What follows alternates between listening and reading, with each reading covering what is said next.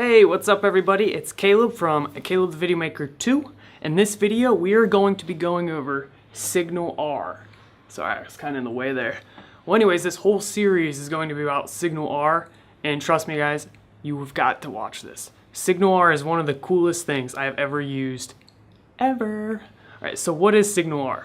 Well, I'm going to throw out a bunch of big words, and then I'll break it down and we'll kind of explain it a little bit. Well, basically, Signalr is a way to allow us to create real-time applications over HTTP.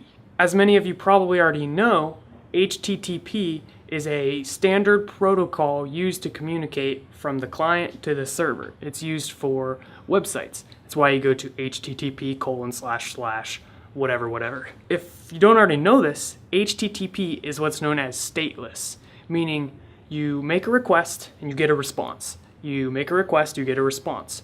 And the server doesn't really remember anything about the previous requests. Everything is stateless. And you have to figure out ways to maintain this state, such as using cookies or whatever. Well, with Signalr, it changes that and allows us to create real-time applications. Now, real-time, what I mean by that is when something happens on the server, all of the clients are going to know immediately.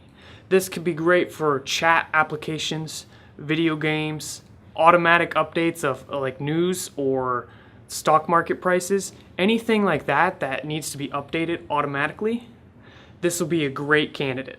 Now, Signalr can also be used for phone apps and other things like that, but generally it's used for ASP.NET web applications. Now, ASP.NET is the way we create websites using the .NET framework, hence the .NET. Well, what languages are these? Well, usually C# or Visual Basic. This will be a completely new endeavor for us, meaning my YouTube channel, because I've never done videos over C#, but that's the language we're going to be using for the server side of things. And we'll be using some HTML, CSS, JavaScript, and the standard client-side garbage for the client side. Now, if you don't know these languages, for example, if you're new to C#, it's no big deal because overall the videos are not going to be super challenging. So you should be good. Now, let's just go a little bit more in detail on how this works. Now, when we're talking web development, everything is split in half. We have the client side and the server side. So let's just kind of draw that out here. Over here we have the server, and over here we have the client. And there's a disconnect here, meaning they're two separate things. The only way they can communicate is using an accepted protocol. So in this situation, a client is any connected device, not a person. Right, so if you have a phone and you also have a laptop and you go to a website on both of them, you would be two clients. Hopefully you understand that because we're talking clients as in devices, not people. So any device that makes a request to the server is known as a client. So the way this is done now is using HTTP. So a client makes a request to the server, and the server checks to see if it has anything useful to send back, and if it does, that's what it does. It sends the data back. So you can see how this works. You go to your web browser, you put http://calebcurry.com, wait a couple seconds, and the server responds with more information. And then we're back to that disconnected stage. The only time it will send another request is if we click on another link or make some other kind of request to the server. Signalr warps this a little bit, and now we can think of it as a tunnel. So we have a server, and we have a client, and within between these two, we have a Signalr tunnel. And this is what's known as an open connection, or a persistent connection. By that I mean the connection stays open, and whenever the client wants to send data to the server or make a request, it can just go right through the Signalr tunnel, and the server can do the same thing at the same time. So we have this bidirectional communication between the two. That's really all I have to say in this video. In the next video, we will be discussing a little bit more about how Signalr actually implements this. I mean, I know you guys understand how it works, but what tools or techniques does Signalr use to make this possible? That's what we'll be discussing in the next video, so I will see you then, guys. Peace. Welcome back to your second video of our Signalr. In this video, we'll be discussing a little bit more about how Signalr makes real-time applications. Now, let's go over a theoretical example. Let's say there's a social network. What are some of the primary things you can do on a social network? Let's talk about it. Well, I've thought of 3 of them. You can update your feed, see what new people have to say about their lives. You can update your status or your own feed so then everyone else can know what's going on in your life. Or you can send direct messages or something similar. These are kind of the 3 primary things. Now, when we're talking social networks, they are almost always real-time or very close to real-time. They simulate real-time. What I mean by that is when you update your status, everyone's gonna know immediately. Because this is 2016. We ain't got time to click refresh and check our stuff. We want the social network to tell us. Now that's where real-time apps come in. Signalr makes it possible to make these real-time apps. And it uses 4 different technologies. And we'll be discussing all of these in depth in the upcoming videos. But I'm just going to write them out so you can kind of get an overview. These are the 4 technologies Signalr uses to make real-time apps. And we're going to talk about them more in future videos, so I'm not going to explain each one, but I am going to break them up into 2 different groups. We have these 3, and then we have this loner by himself. And the way these are broken up are the first 3 are actually real-time applications. This long polling, it just simulates real-time application. So, real-time, kind of real-time. And these all have their benefits, but in general, the top is the best, the bottom is the worst. The way Signalr works is it's going to try Websockets, and if it doesn't work, it's going to go to event source. If that doesn't work, it's going to go to forever frame. If that doesn't work, finally, it's going to go to long polling.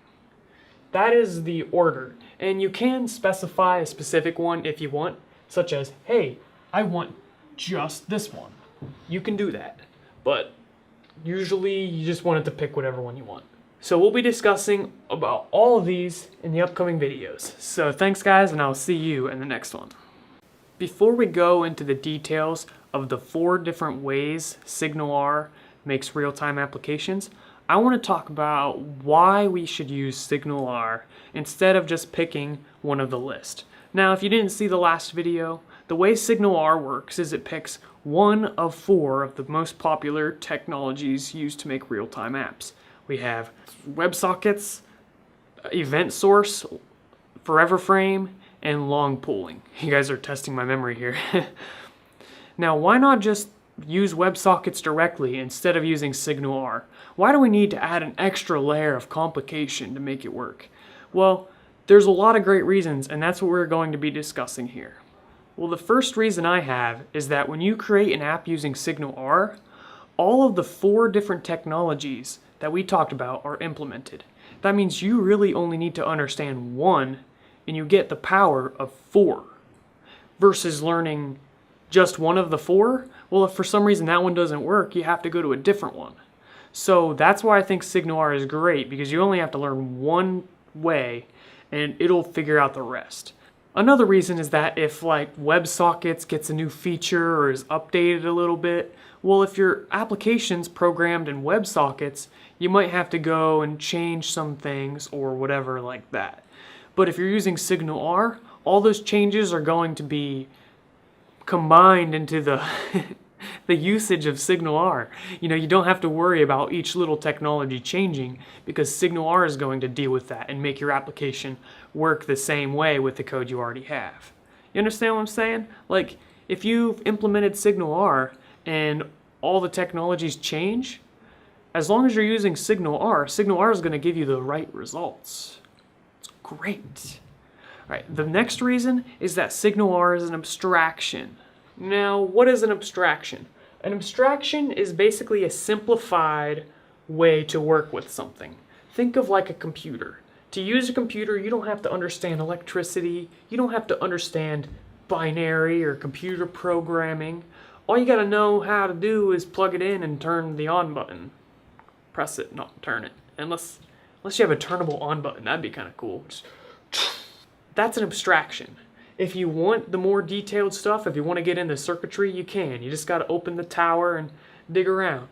But you don't have to. That's an abstraction. Signalr works the same way in that you don't need to understand how it's working. You just do it. It separates us from the lower level junk. So here's a layer, right? And let's say farther down is closer to binary. Binary is like the lowest you can get, like 0, 1, 0, 1, 1, 0, 1, which if you want to learn that stuff, I have videos over it. The farther up, higher level, is more like HTML and CSS, and somewhere in the middle you might have like C# and then C. There's different layers of how low level something is. Well, Signalr is higher up, meaning we don't need to understand any of this lower stuff.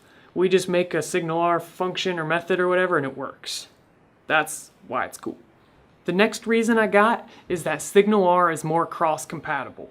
By that I mean it works in more browsers, and it also works on other things such as phone apps. It's not always just for websites.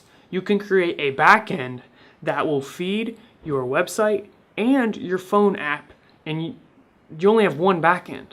That's why it's cool. It's not as easy to do that kind of stuff with Websockets and all those other technologies. And lastly, it's easy. That's the best reason. You can seriously pick up this and make some cool apps in just a few days. Like, it's easy. So that's all I got for this video. I'll see you in the next one. Peace! Welcome back, everyone. This video, we're going to give you some more reasons as to why Signalr is something you should use. And don't worry, we'll be getting more into the whole different technologies like WebSockets and all that stuff in the next video. But for now, I want to give a clean foundation as to why Signalr is legit. The very first thing I got for this video is that the backend is programmed in .NET. So C#, Visual Basic, probably F#, all those kinds of things are .NET. And why .NET? Well, that's because .NET is one of the coolest frameworks in the world.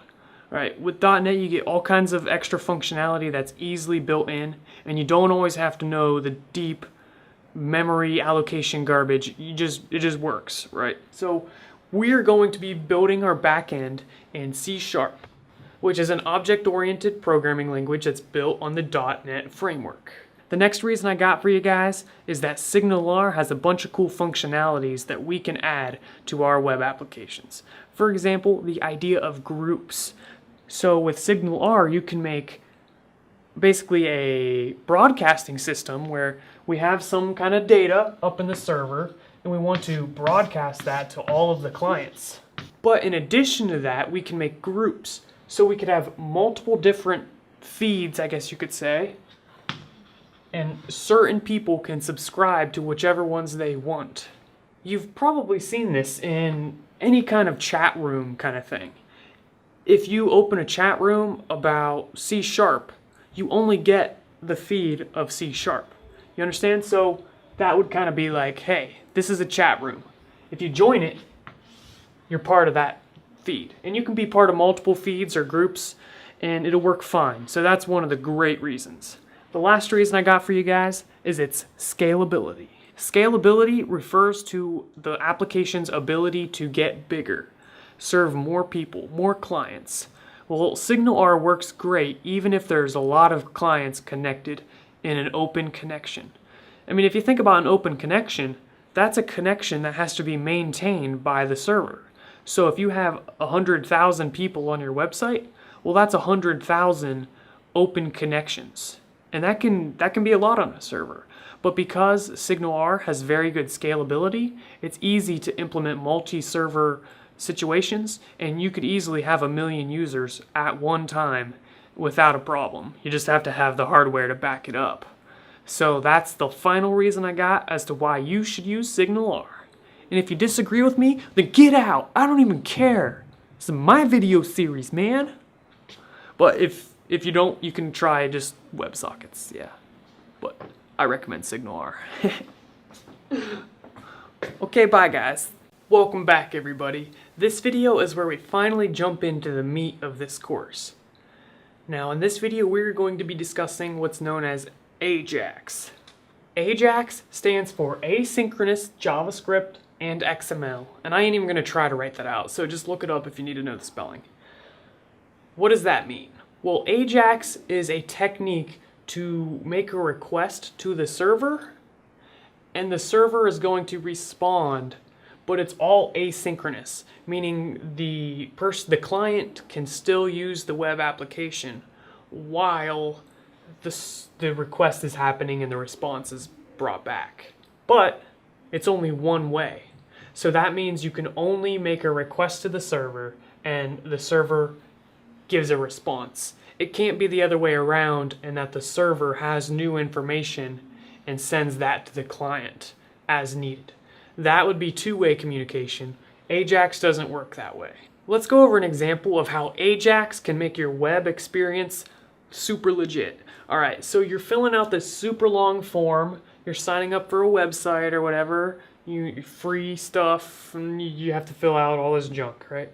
And you're filling it out, and it's giving you corrections, right? And it's like, oh, your username has to be 5 to 10 characters or whatever. What client-side validation does is it will basically give you suggestions on how to format all your data before you can click submit. And it's usually done in JavaScript. Well, the thing is, people can disable their JavaScript just by going to their web browser settings. So client-side validation is never enough to make a form perfect. You always need server-side validation. Server-side validation is when the data is actually sent to the server and it's checked, and if it's okay, it's put into a database or the person gets access to the website or whatever. That's server-side. Now, what Ajax can do is can actually give you server-side validation without causing a page refresh. And that is magical.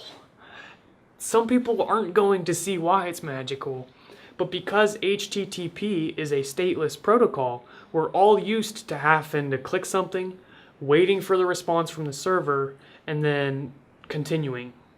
Well, with Ajax, it's not working that way any longer.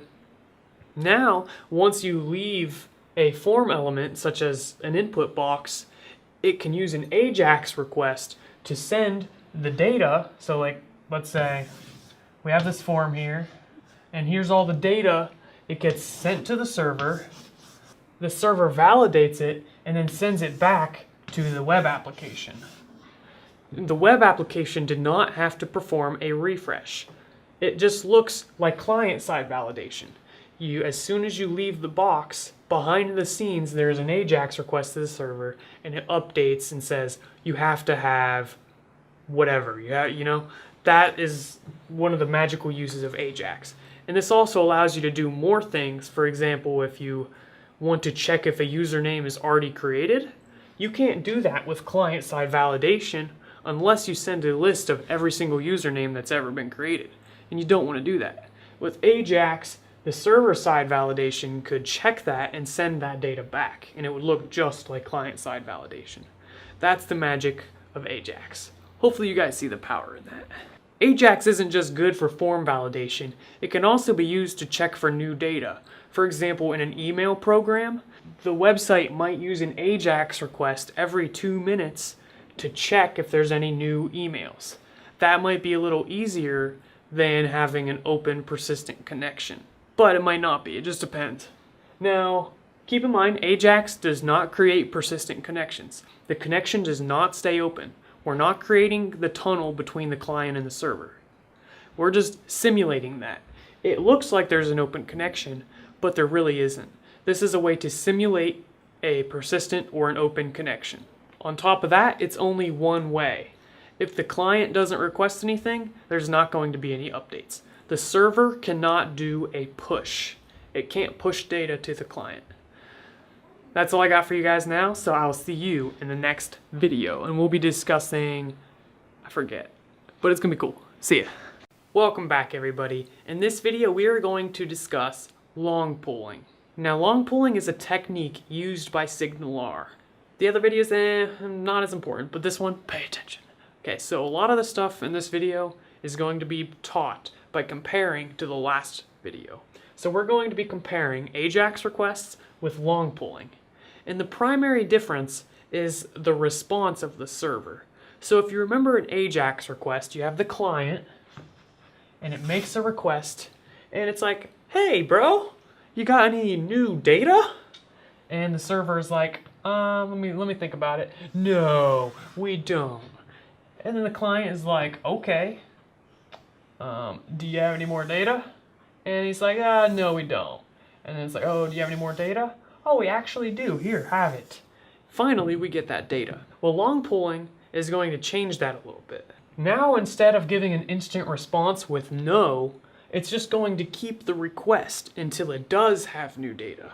So, hey, server, do you have any new data? Maybe, not really, but we're waiting on it. Oh yeah, we have new data. We finally just got some. Right, so to put this in real life perspective, imagine you borrow money from someone and he's real big and scary, right? And he texts you and he's like, yo bro, where's my money? You got my money?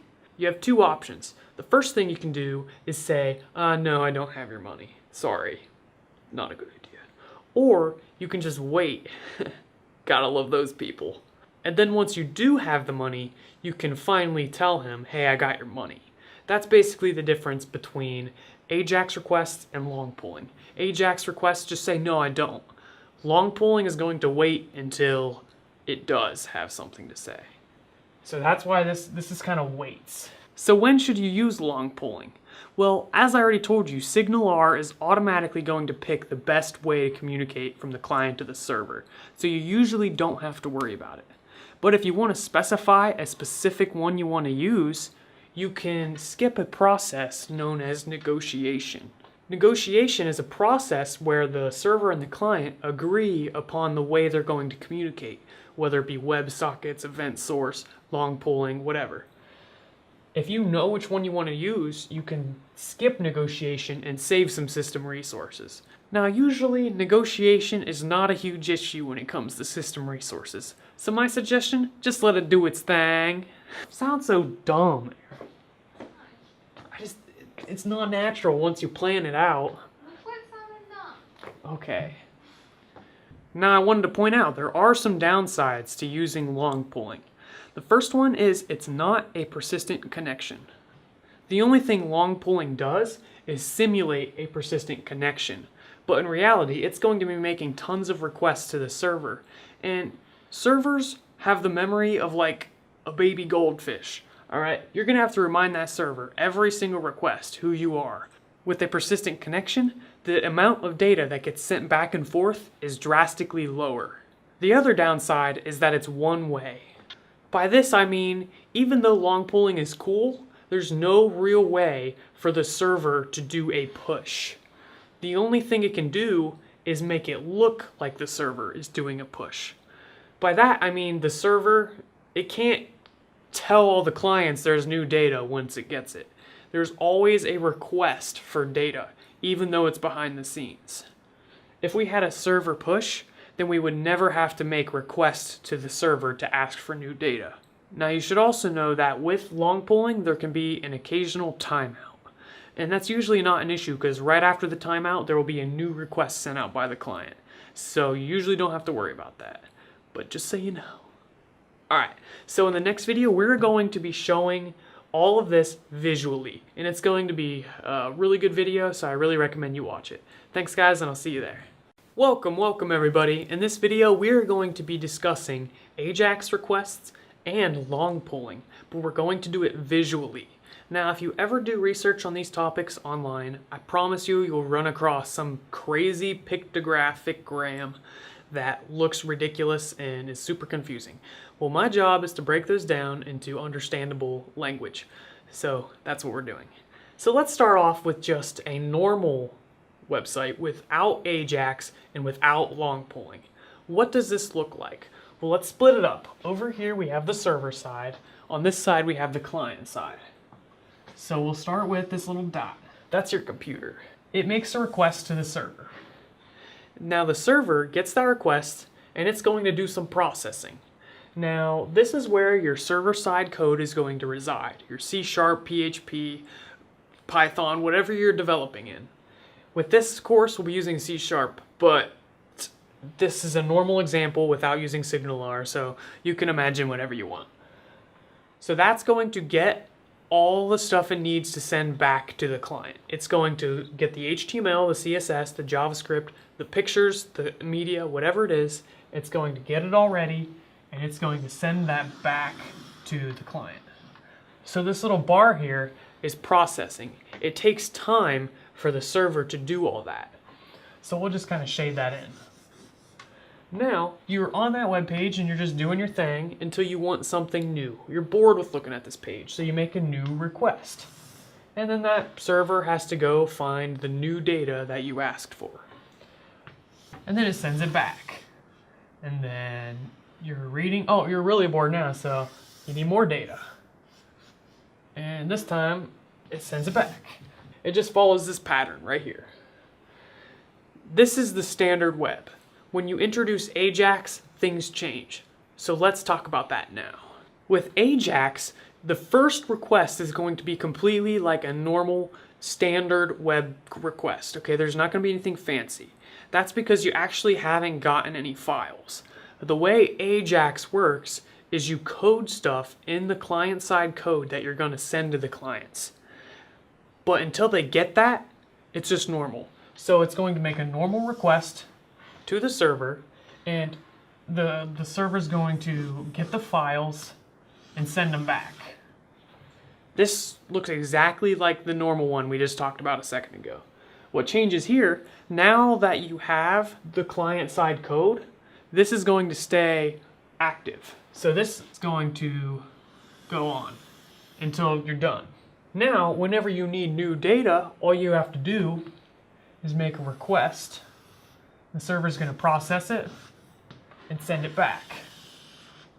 This looks different than the last example. In the last example, we didn't have this here. It looked like that. And you can see we had to wait for that new data.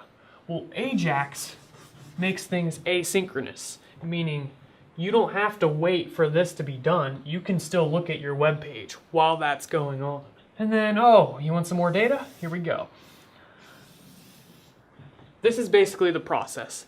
And the data that we get back, it could be a lot of different things. I don't want you to be closed-minded about it. It can really be a whole bunch of different things. But in the example we were using, it's kind of like, hey, do we have any new emails? No. So it doesn't always have to send back content. It could just send back a response of no. So do we have new emails? No. Do we have new emails? Yes. The magic here is this. This goes on the whole time. Now there are times when you might need to switch pages or something, and if that's the case, there's going to be a break here. So in this situation, we requested new data, and this was a situation where we couldn't do it asynchronously.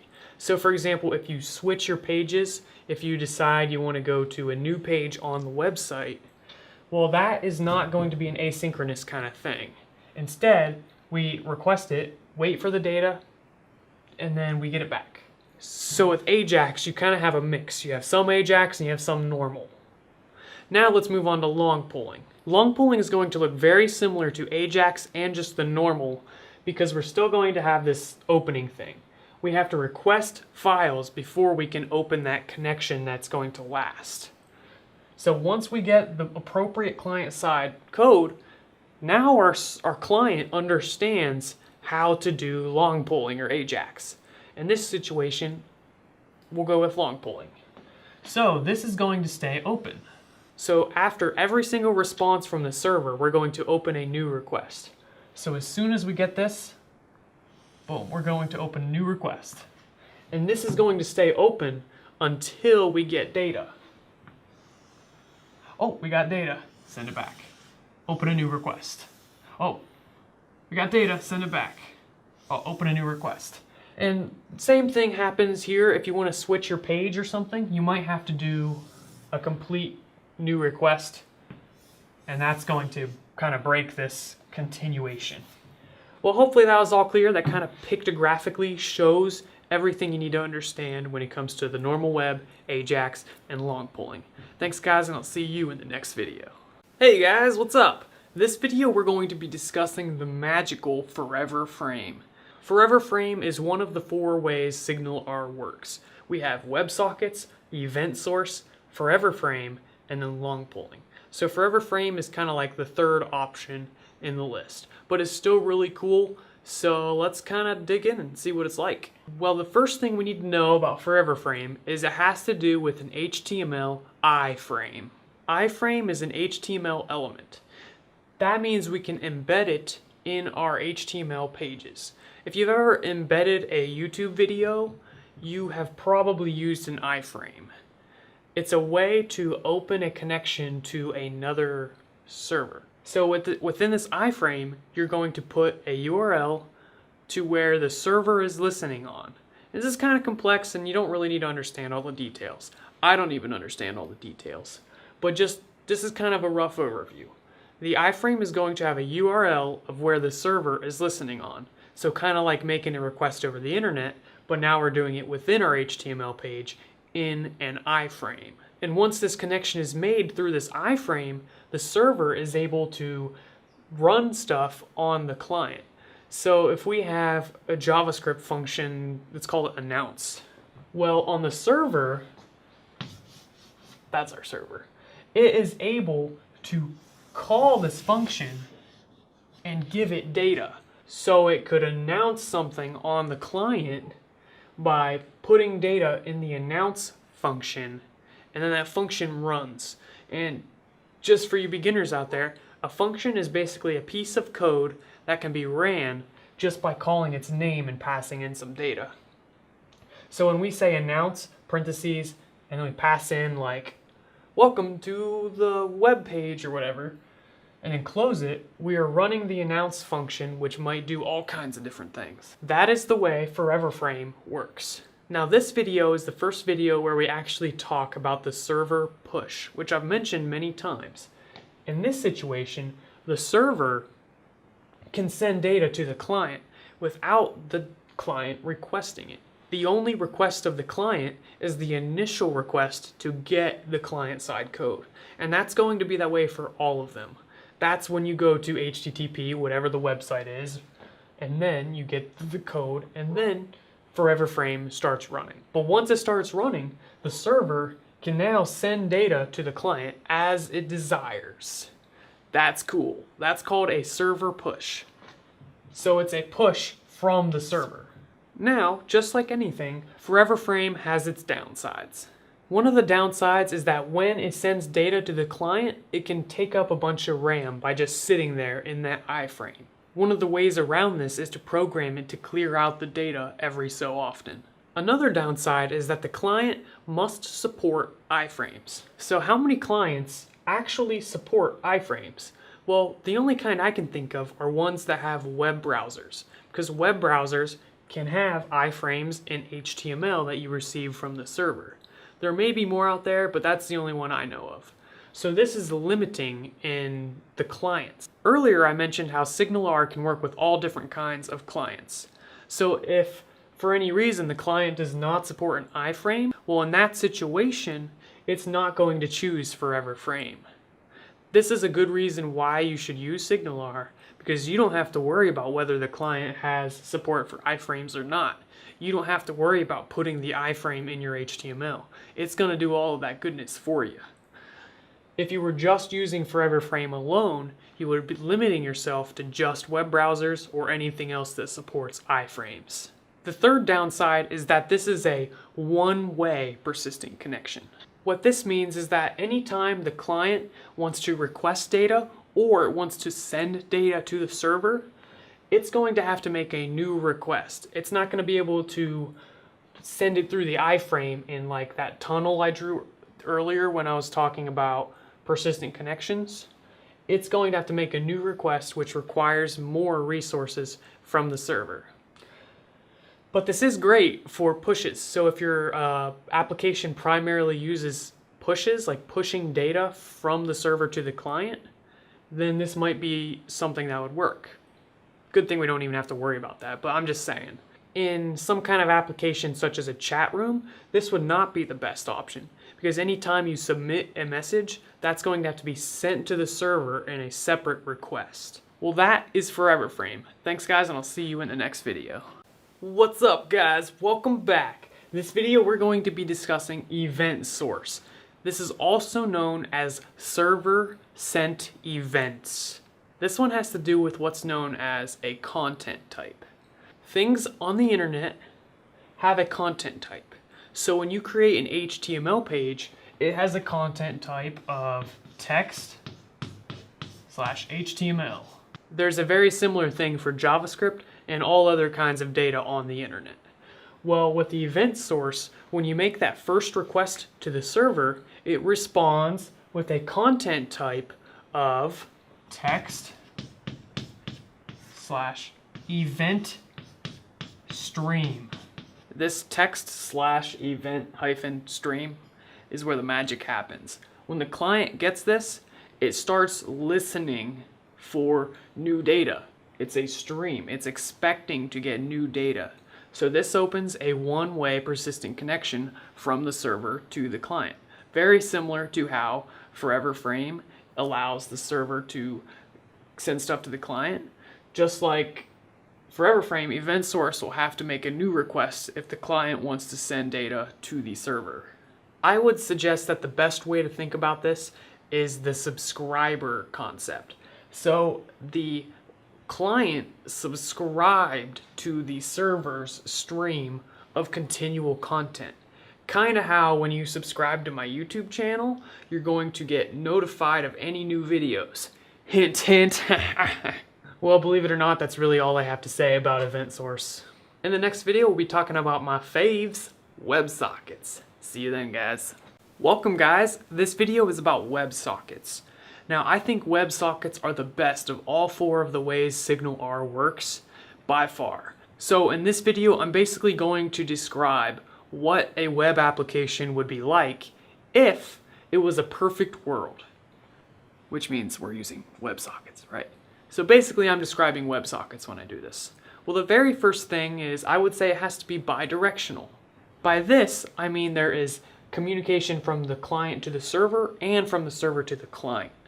So now the server can push data to the client without the client first having to ask for it. In order to do this, we have to open up a persistent connection. So a persistent connection is kind of just like an agreement between the client and the server. So the client basically comes up to the server, gets on one knee, and says, "Server, will you use WebSockets with me?" And the server's been waiting for this moment its entire life. The server says yes! Now, from this moment on, for better or for worse, the client and the server have an agreement to use WebSockets. And this agreement is kind of like agreements these days. They only last until one of them decides they no longer want to be using WebSockets. The end. So in this situation, if the client clicked the X to close the browser or shut down the app or whatever it is, this would end the persistent connection. It's not going to stay connected even when the browser is not open. When you X out of your browser, all connections end. The second part of a really good web app would be that it is multi-user. This one is important. Can you imagine a website where you can only have one person connected at a time?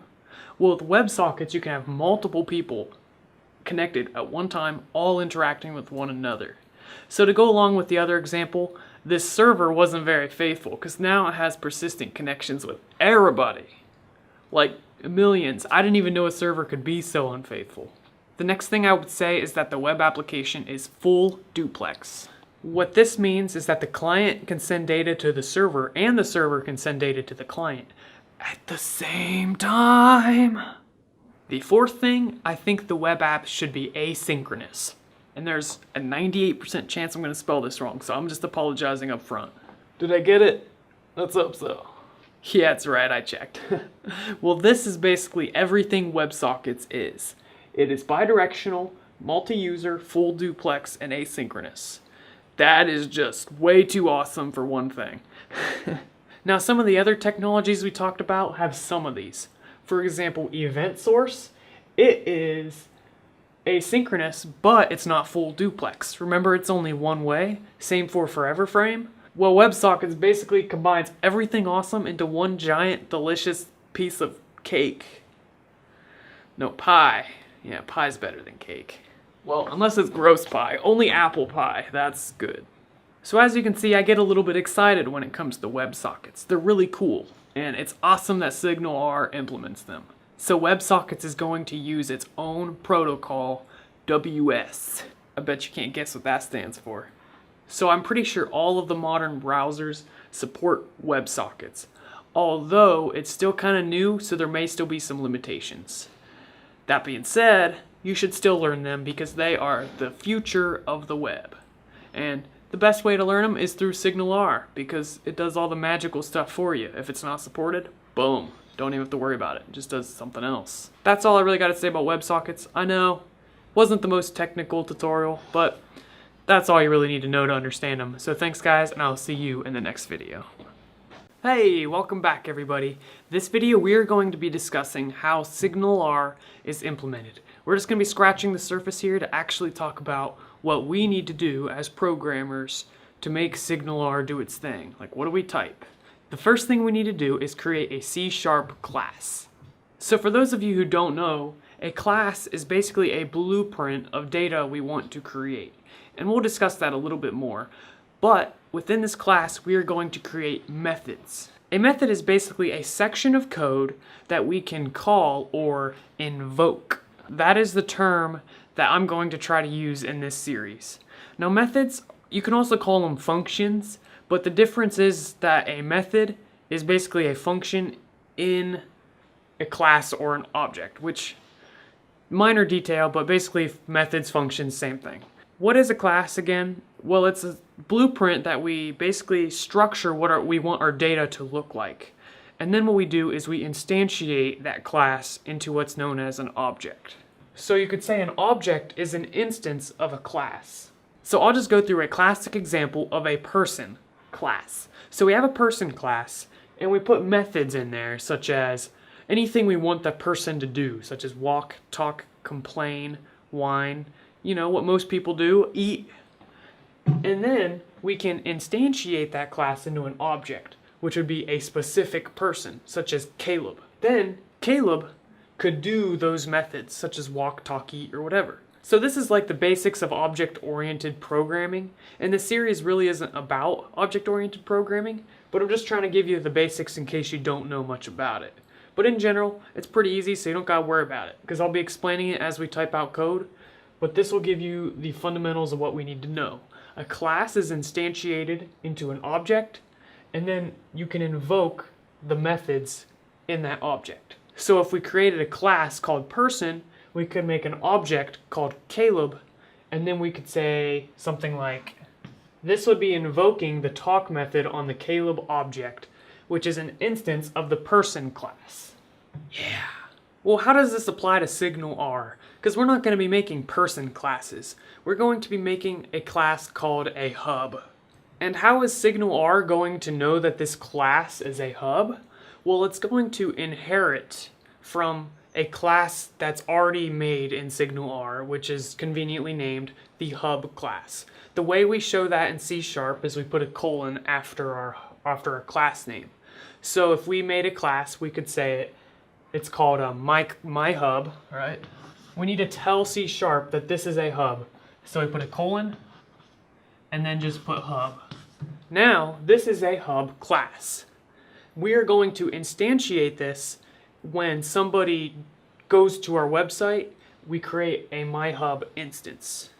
So within this myHub class, which by the way, you can name it whatever you want, you're going to put methods of things that you want the client to be able to tell the server to do. So this is going to define what the client can command the server do. And then we're also going to make it so the server can tell the client what to do. On the server side of things, we have C#, and within this class we have methods. Well, on the client side, in this example, we're using JavaScript. So on the client, oh shoot, my chalk. On the client side, we're going to have JavaScript functions. So with the magicness of Signalr, the server side can call the functions or invoke the functions, and the client can invoke the server-side methods. This is something that's very similar to what's known as RPC. Now, RPC stands for Remote Procedure Call.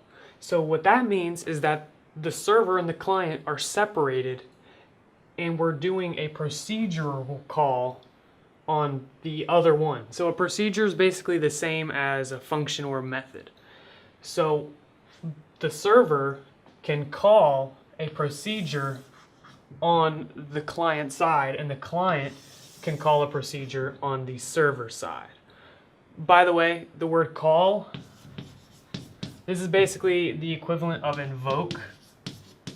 I'll use both of these interchangeably, so same thing. Now with the hub, you have to inherit from the hub class. There's another kind of class we can use known as a persistent connection. So for that one, you're going to have to inherit from the persistent connection class. Now what's the difference between these? Well, they're slightly different, so they're basically two different ways you can work with Signalr. In the next video, I'm going to be talking about the difference between hubs and persistent connections. Thanks guys, and I will see you then. Welcome back guys. In this video, we are going to discuss the difference between hubs and persistent connections. So these are the two different ways you can work with Signalr. And the very first thing, just if you want like a one-sentence summary, hubs are higher level, meaning you have to know less about how they work at the fundamental level. So if you want a simple way to go, hubs is the recommended route. And actually, the Signalr documentation recommends that most people use hubs instead of persistent connections. So usually persistent connections aren't needed, but we may discuss some more in the future, but starting off we'll be using hubs. That being said, we are going to discuss the differences because you are going to come across both of these. So if you remember from the last video, I talked about objects and classes. Well, these are both classes. You inherit from one of these. When you create your own custom class, you have to inherit from either a hub or a persistent connection. And then you can say that your class is a hub class or a persistent connection class. And that's the class that's used for the client to invoke server-side methods. Well, the difference here has to do when the class is instantiated. For a persistent connection, it's instantiated when the connection is opened. And then that connection persists. I always have a hard time saying words that end with st, and when you make them plural, persists, it just doesn't flow off the tongue very well. Persistent connections persist until the connection is closed. Hubs are a little bit different because there's going to be an instance created every single request. So let's go over a theoretical example. We have this web server, right? And this thing allows for Signalr. So you connect as a client, and immediately a hub is instantiated. So a hub object is created. And that can process things when we have a new client join. For example, we could announce to everyone, hey, somebody just joined, yeah, give them a high five. That will happen. And then also, if the client requests any more information from the server, such as making a call to a server-side method, it's going to instantiate another hub, and when it's no longer needed, the object will be removed. That's the primary difference. The persistent connection, as the name suggests, persists throughout the connection until it's closed. The only exception to this is if you're using forever frame or event source, because if you remember from the previous videos, those are one-way connections. They allow the server to send the client data. So if you're using one of those connections and the client wants to send the server data, well, you're going to have to make another persistent connection instance. So that means within these classes, you usually don't want to define instance variables to maintain state. And I'll explain that a little bit. But first, let me write down instance variables. Instance variables are variables that can be assigned to objects. So when you have a hub, you have the hub class, and then you make objects from that hub class. And an instant variable is going to be like x equals 5, and x equals 12, it can be different for both objects. The reason you don't want to use these instance variables is because the objects are going to be created and destroyed like that. So you don't want to use instant variables to maintain something that's important.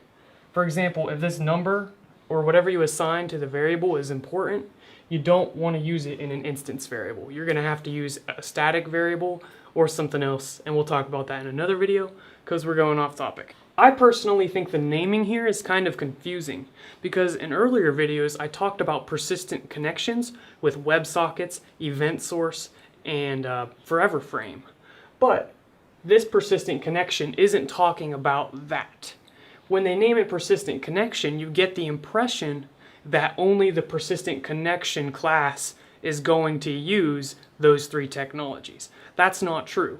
Both the hub and the persistent connection class are going to use WebSockets, event source, and forever frame. The persistent here talks about the lifetime of the object. Just so you guys know that. So if you use a hub, it's not like you're going to get some different technology that doesn't allow for that open connection that we want. We are going to still be able to have a persistent connection from the client to the server, even though we're not using the persistent connection class. So that's all I really got to say in this video. That just gives you the very surface of what's the difference between these two, and that'll give you the understanding you need to start developing in Signalr, which, by the way, that's what we'll be doing in the next video. So thanks, guys. See you then, and we'll start digging in the code. Peace!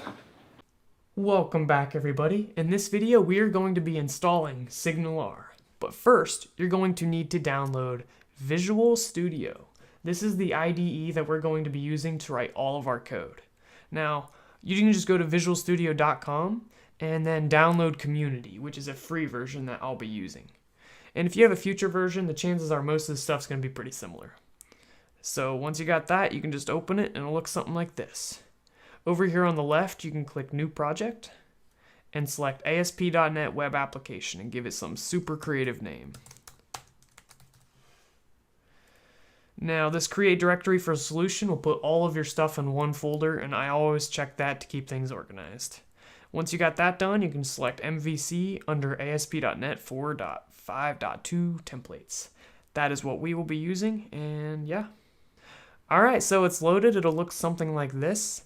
And now what I want to do is just teach you a couple things that you can put in the back of your mind so you can use it throughout this course, because it's going to make your life a whole lot easier. The very first thing is this quick launch up here in this corner. In here you can type whatever you want and Visual Studio will just help you out. So let's say you screw everything up and you X'd out of some stuff and you don't know how to get it back. Well, now you can just go up here and search reset and it'll say window, reset window layout. Click yes, and boom, there you go. Next, the Solution Explorer. This is where all of our content is. You can see we have our project here, and above that we have our solution. The solution is basically a container that can store multiple projects, but we only have one here, so yeah. Now within here you can see this references. This is basically everything our project depends on. And if you look through here, you're probably wondering, where is Signalr? I don't see it in there. Well, that's what we're going to be doing in this video because Signalr is not installed by default. So to do that, you can go up to this quick launch and you can search console. And this will bring up the package manager console. Now this is where we can install Signalr. So to do that, what you need to type in is install-package microsoft.aspnet.signalr. And I just want to show you over here in the Solution Explorer. I'm going to pin it, click on this little button. When I press enter on here,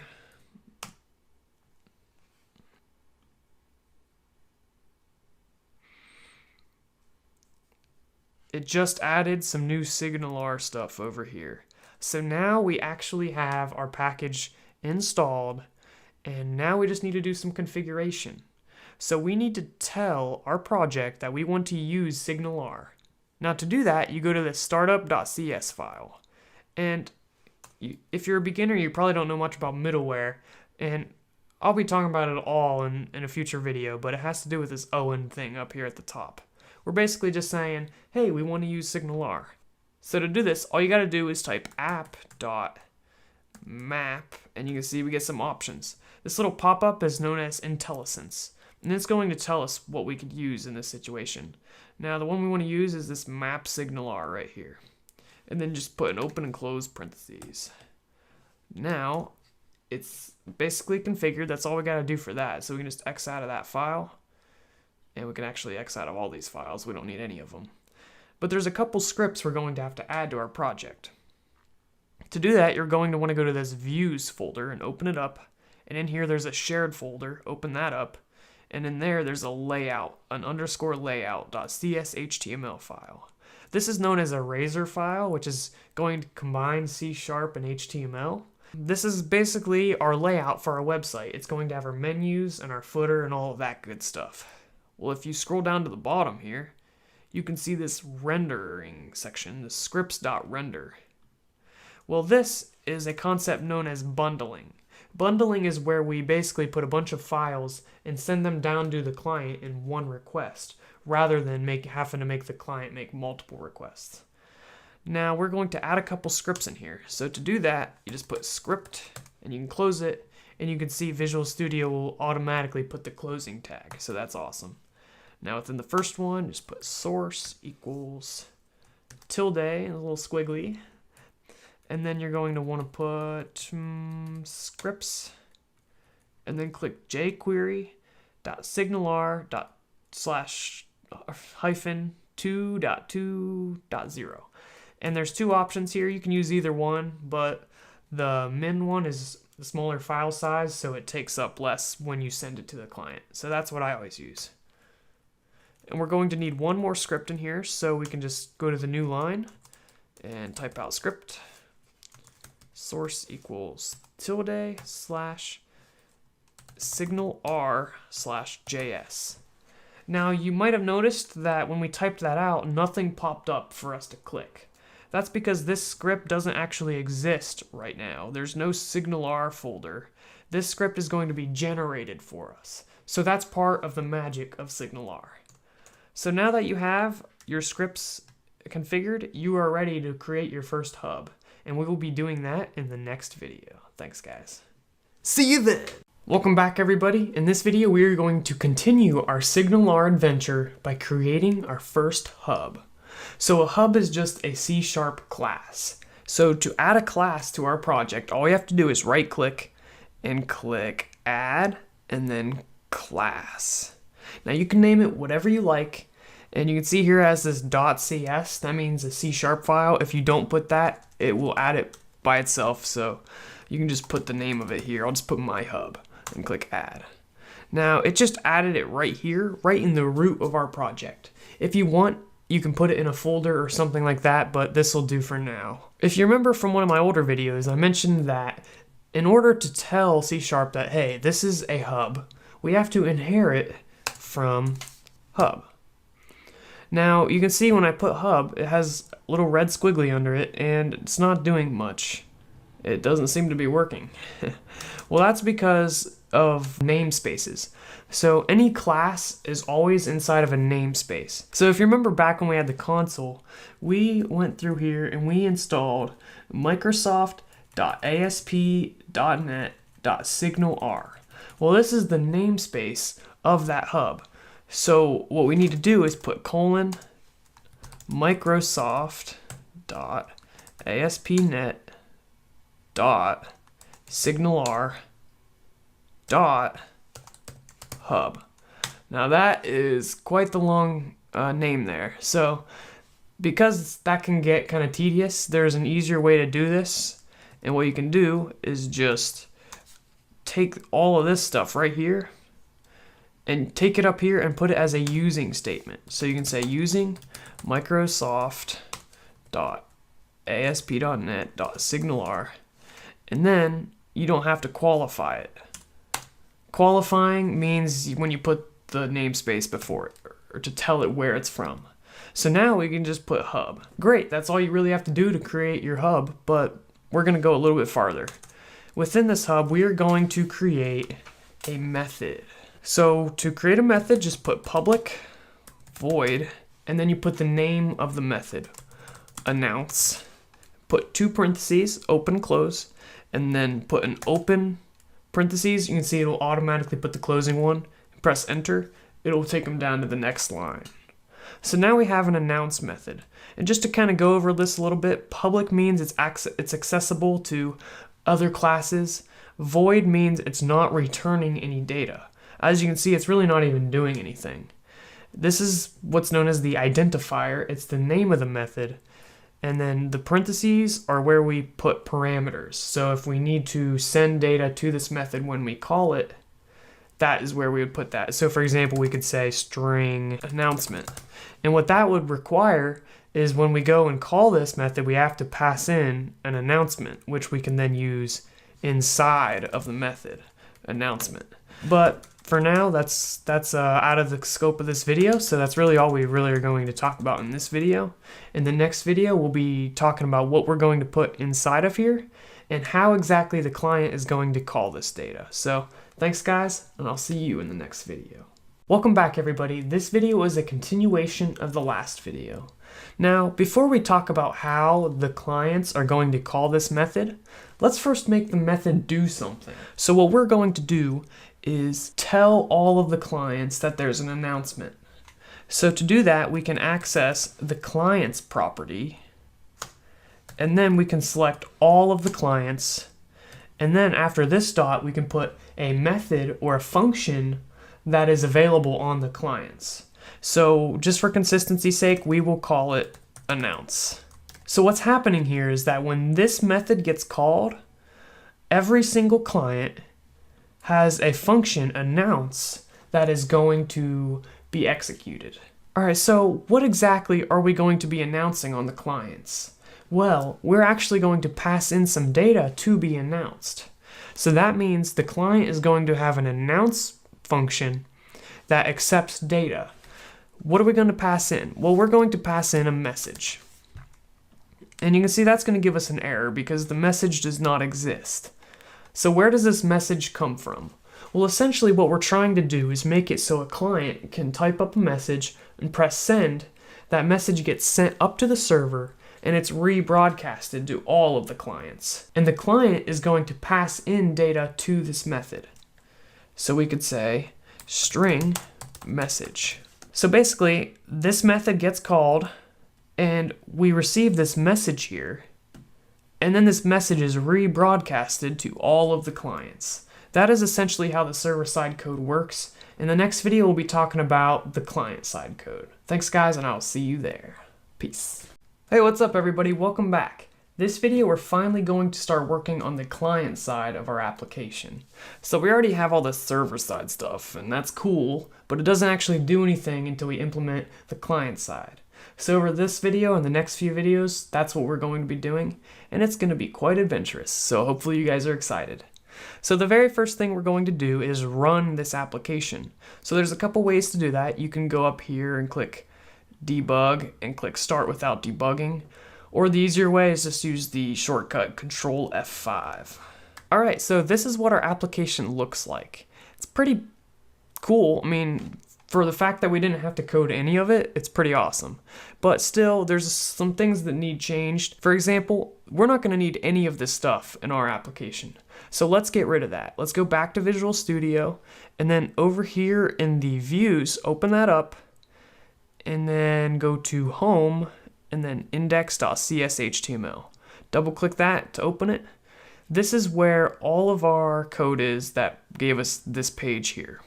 So you can comment this out or you can just delete it. It's up to you. To comment it, you can just click, let me see, right there. Control E, C. But I'm just gonna delete it. So now if you save that and go back to our web page and refresh, you can see that the web page is going to be much more bland. Yeah, pretty bland. So the next thing we're going to need to do is type in some scripts to make our Signalr work on the client side. So you might think, hey, let's just add a script tag, right? And within here, we can just put all of our JavaScript stuff. Well, this introduces an interesting issue. That's because the way these web applications work in MVC is that there's a layout page. If you remember, it looks like this. And if you look through this, and you go through it, you're gonna first see this right here, render body. So what that's going to do is take all of the content inside of the index page and basically paste it inside of that. And then it's going to go on, and then it's finally going to render these scripts. Well, if we put a script inside of our index page that requires the Signalr scripts, it's going to throw a funky error. That's because if you follow the progress of how it loads, it's going to get to the body, and then inside of the body, it's going to request the Signalr scripts, and they're not going to be available. That's because the Signalr scripts aren't loaded until down here. So there's a few ways to fix this, and I will be talking about them. The one I'm going to choose is what's known as using a section. So to do that, you can see it's actually doing it right here. Render section, and then it gives the name of the section scripts and says it's not required. Well, that's going to allow us to do some magic. So over here, all you gotta do is put an @ and put section and put scripts, open curly brace, close curly brace, and anything in here is going to be our scripts. So take our scripts and put that in there. So now how does this work exactly? In the layout, it's going to first render the body, but when it's rendering the body, it's going to ignore any of these sections. And these sections are not going to be rendered until we get to a render section. So now the body of the index, this up here, which is nothing, but let's say we had an H1 up here, this is going to get rendered, and then it's going to scroll down here and finally get to this section area, and it's going to render this. And notice how this render section comes after the Signalr scripts. So that means it's going to work with Signalr. Now, I know that's a kind of funky setup, but once you get used to it, you'll realize how it makes a lot more sense and makes developing web applications a lot easier. So just to make sure this works, throw in here, let's make an alert. And just pass in, hey, it works. Save that. Then what we can do is just run the application. It works. Yeah, so cool. Now there's one more thing you can do. If you don't like having your JavaScript and your HTML kind of mixed in, you can create a whole nother JavaScript file. So to do that, we can go over here to our scripts folder, and you can see this is where all of our JavaScript files are. So right click, click add, JavaScript file. And we'll just name this signalr.js. Right there. And then in here we can say alert. And then back in our index, what we can do is rather than having a script tag right in here, we can reference that script. And you can see down here at the bottom is our Signalr script. Save that and go back to our web page, refresh. Yeah, and it works. Now there's one more thing I want to do before we move on to the next video, and that's to take our Signalr scripts and move them into this script section. That's because not every single page on our website is going to need the Signalr scripts. So go back to the layout and then take both of these, cut them using Control X, go back to the index and paste them right there. And just so you know, you can format it nicely by holding Control and pressing K followed by D. And that will kind of format things for you. So for example, if you have all these messed up spaces, Control KD, boom, fixed. All right, so let's give it one last refresh, see if it's still working. Success! Now the only thing we need to do is make sure that this is working with Signalr. An alert is simply not enough to know if it's working with Signalr. So in the next video, we'll actually be connecting to Signalr, and then we'll see how it goes from there. So thanks guys, and I'll see you in the next video. Peace. Oh, and subscribe. Hey guys, welcome back. I'm sure you are all eager to get the Signalr working. So we're gonna do that in this video. We're gonna worry a little bit less about the syntax, and we'll get to that later. But overall, it's not too complicated. So to start, we need to open a connection to the Signalr hub. So the way we do that is put a $, dot, connection, dot, hub, dot, start. So this is basically just making a connection to Signalr. How do you know if it actually worked or not? Well, you can put another dot and then put done. And then, what if it fails? You can put another dot and put fail. And then you end the statement. It's quite the long statement, but overall it's not too bad. If it works, we want to run a function. And if it fails, we want to run a function. And just so you know how I'm typing this out, you type function, then open and close the parentheses, space, open and close the curly braces, and it will format it all for you. So just make sure you got the syntax exactly right, because JavaScript is a little more quiet about errors. Whereas C#, it won't even compile. JavaScript might not say exactly what you're expecting, and it might not do anything at all. So just make sure you got it exactly right. Now, basically, this is going to open a connection. If it works, it's going to run this function, and if it fails, it's going to run this function. Well, right now, these functions aren't doing anything. So where do we tell the functions to do something? Well, we always tell the functions to do something inside of the curly braces. So what we're going to do is do what's known as a console log. So put console.log, and this is a method, so what you want to do is just pass in some data. Pass in a string such as, it worked. And there's another way we can show data, and that's using an alert, which we talked about in the last video. So within here, you can say, error. All right, so why did I choose to use a console log when it worked, but only an alert when it failed? Well, the difference between the two is that a console log is a little more quiet and subtle. For example, if it works, we don't need to make a huge announcement, hey, it's working, and make a little box pop up on the screen. That's not what we want to do. But if it's failing, it's more of an issue. In that case, we probably want to make a pop-up. So I just changed my browser to Microsoft Edge because that's the browser I'll be using. And now let's give it a run and see how it works out. Okay, well, it really didn't do much. Did it work? I'm assuming it did. That's because a console log, the only way you can see it is by right-clicking and going to Inspect Element. And then right here, there's this little console button. That is going to show us our console. Let's give it a quick refresh. And it worked. Yes. Only like 15 or so videos in, and we finally connected to Signalr. So it's been quite the adventure. That's all for this video, and we'll continue this process in the next video. Thanks guys, and I'll see you then. Hey guys, welcome back. In this video, we are going to be invoking that server-side method from the client. So if you take a look at our hub here, we have this announce method. We want to invoke that from the client side. So where do we even begin? Well, let's go back to our JavaScript. And the way we need to do this is we need to tell it what hub we want to talk to. Because up here, we made a connection, but we never specified, hey, let's talk to my hub. That's important because you're not limited to just one hub. You can have multiple hubs. So you need to be very specific on which one you're talking to.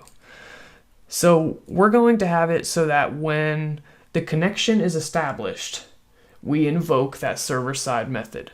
So within this done here, we are going to put that call to that method. So let's just kind of clean up the syntax here a little bit. So when we get the connection and it works, we'll log it, and then we'll invoke a server-side method.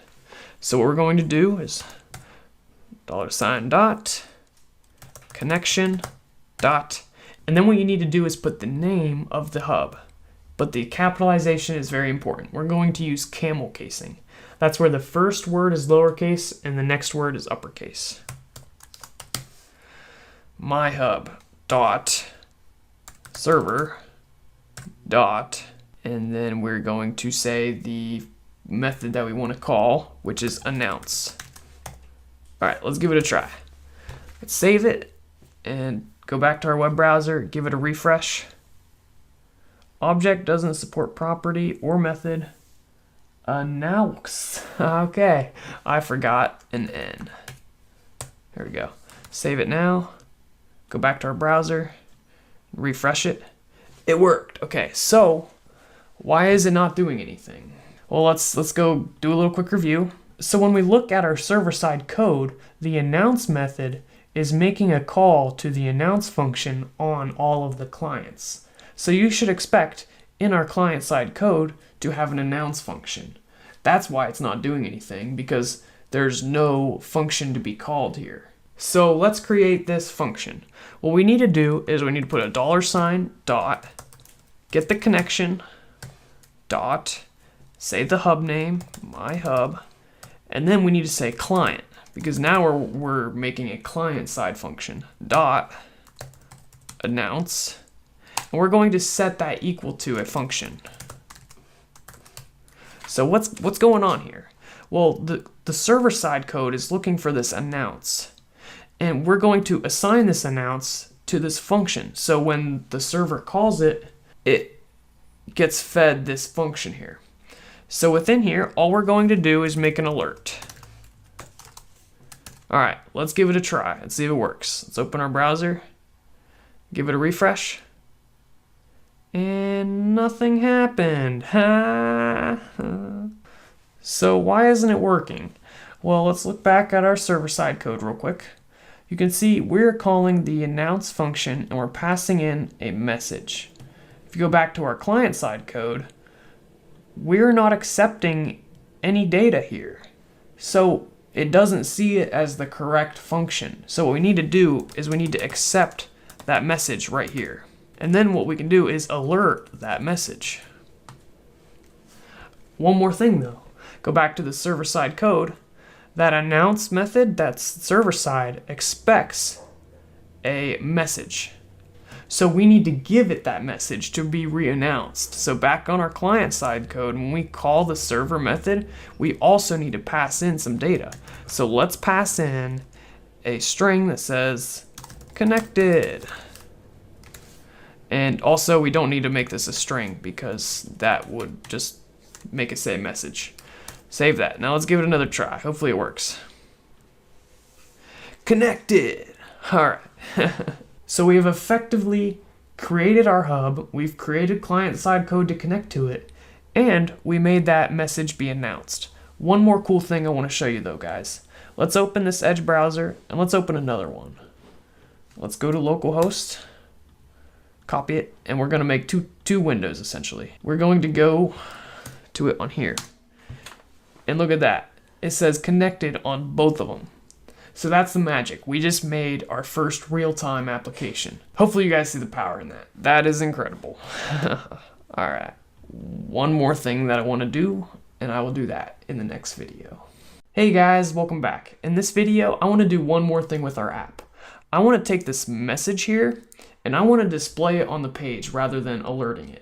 And then after that, we'll just kind of do an overview of what's all going on here and here, just so you guys get the full picture, because it can get a little confusing with all these parameters and arguments and everything. So that's the plan for this video. Let's get started.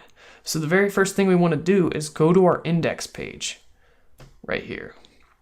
And once again, you can find that in views, home, index.cs, HTML.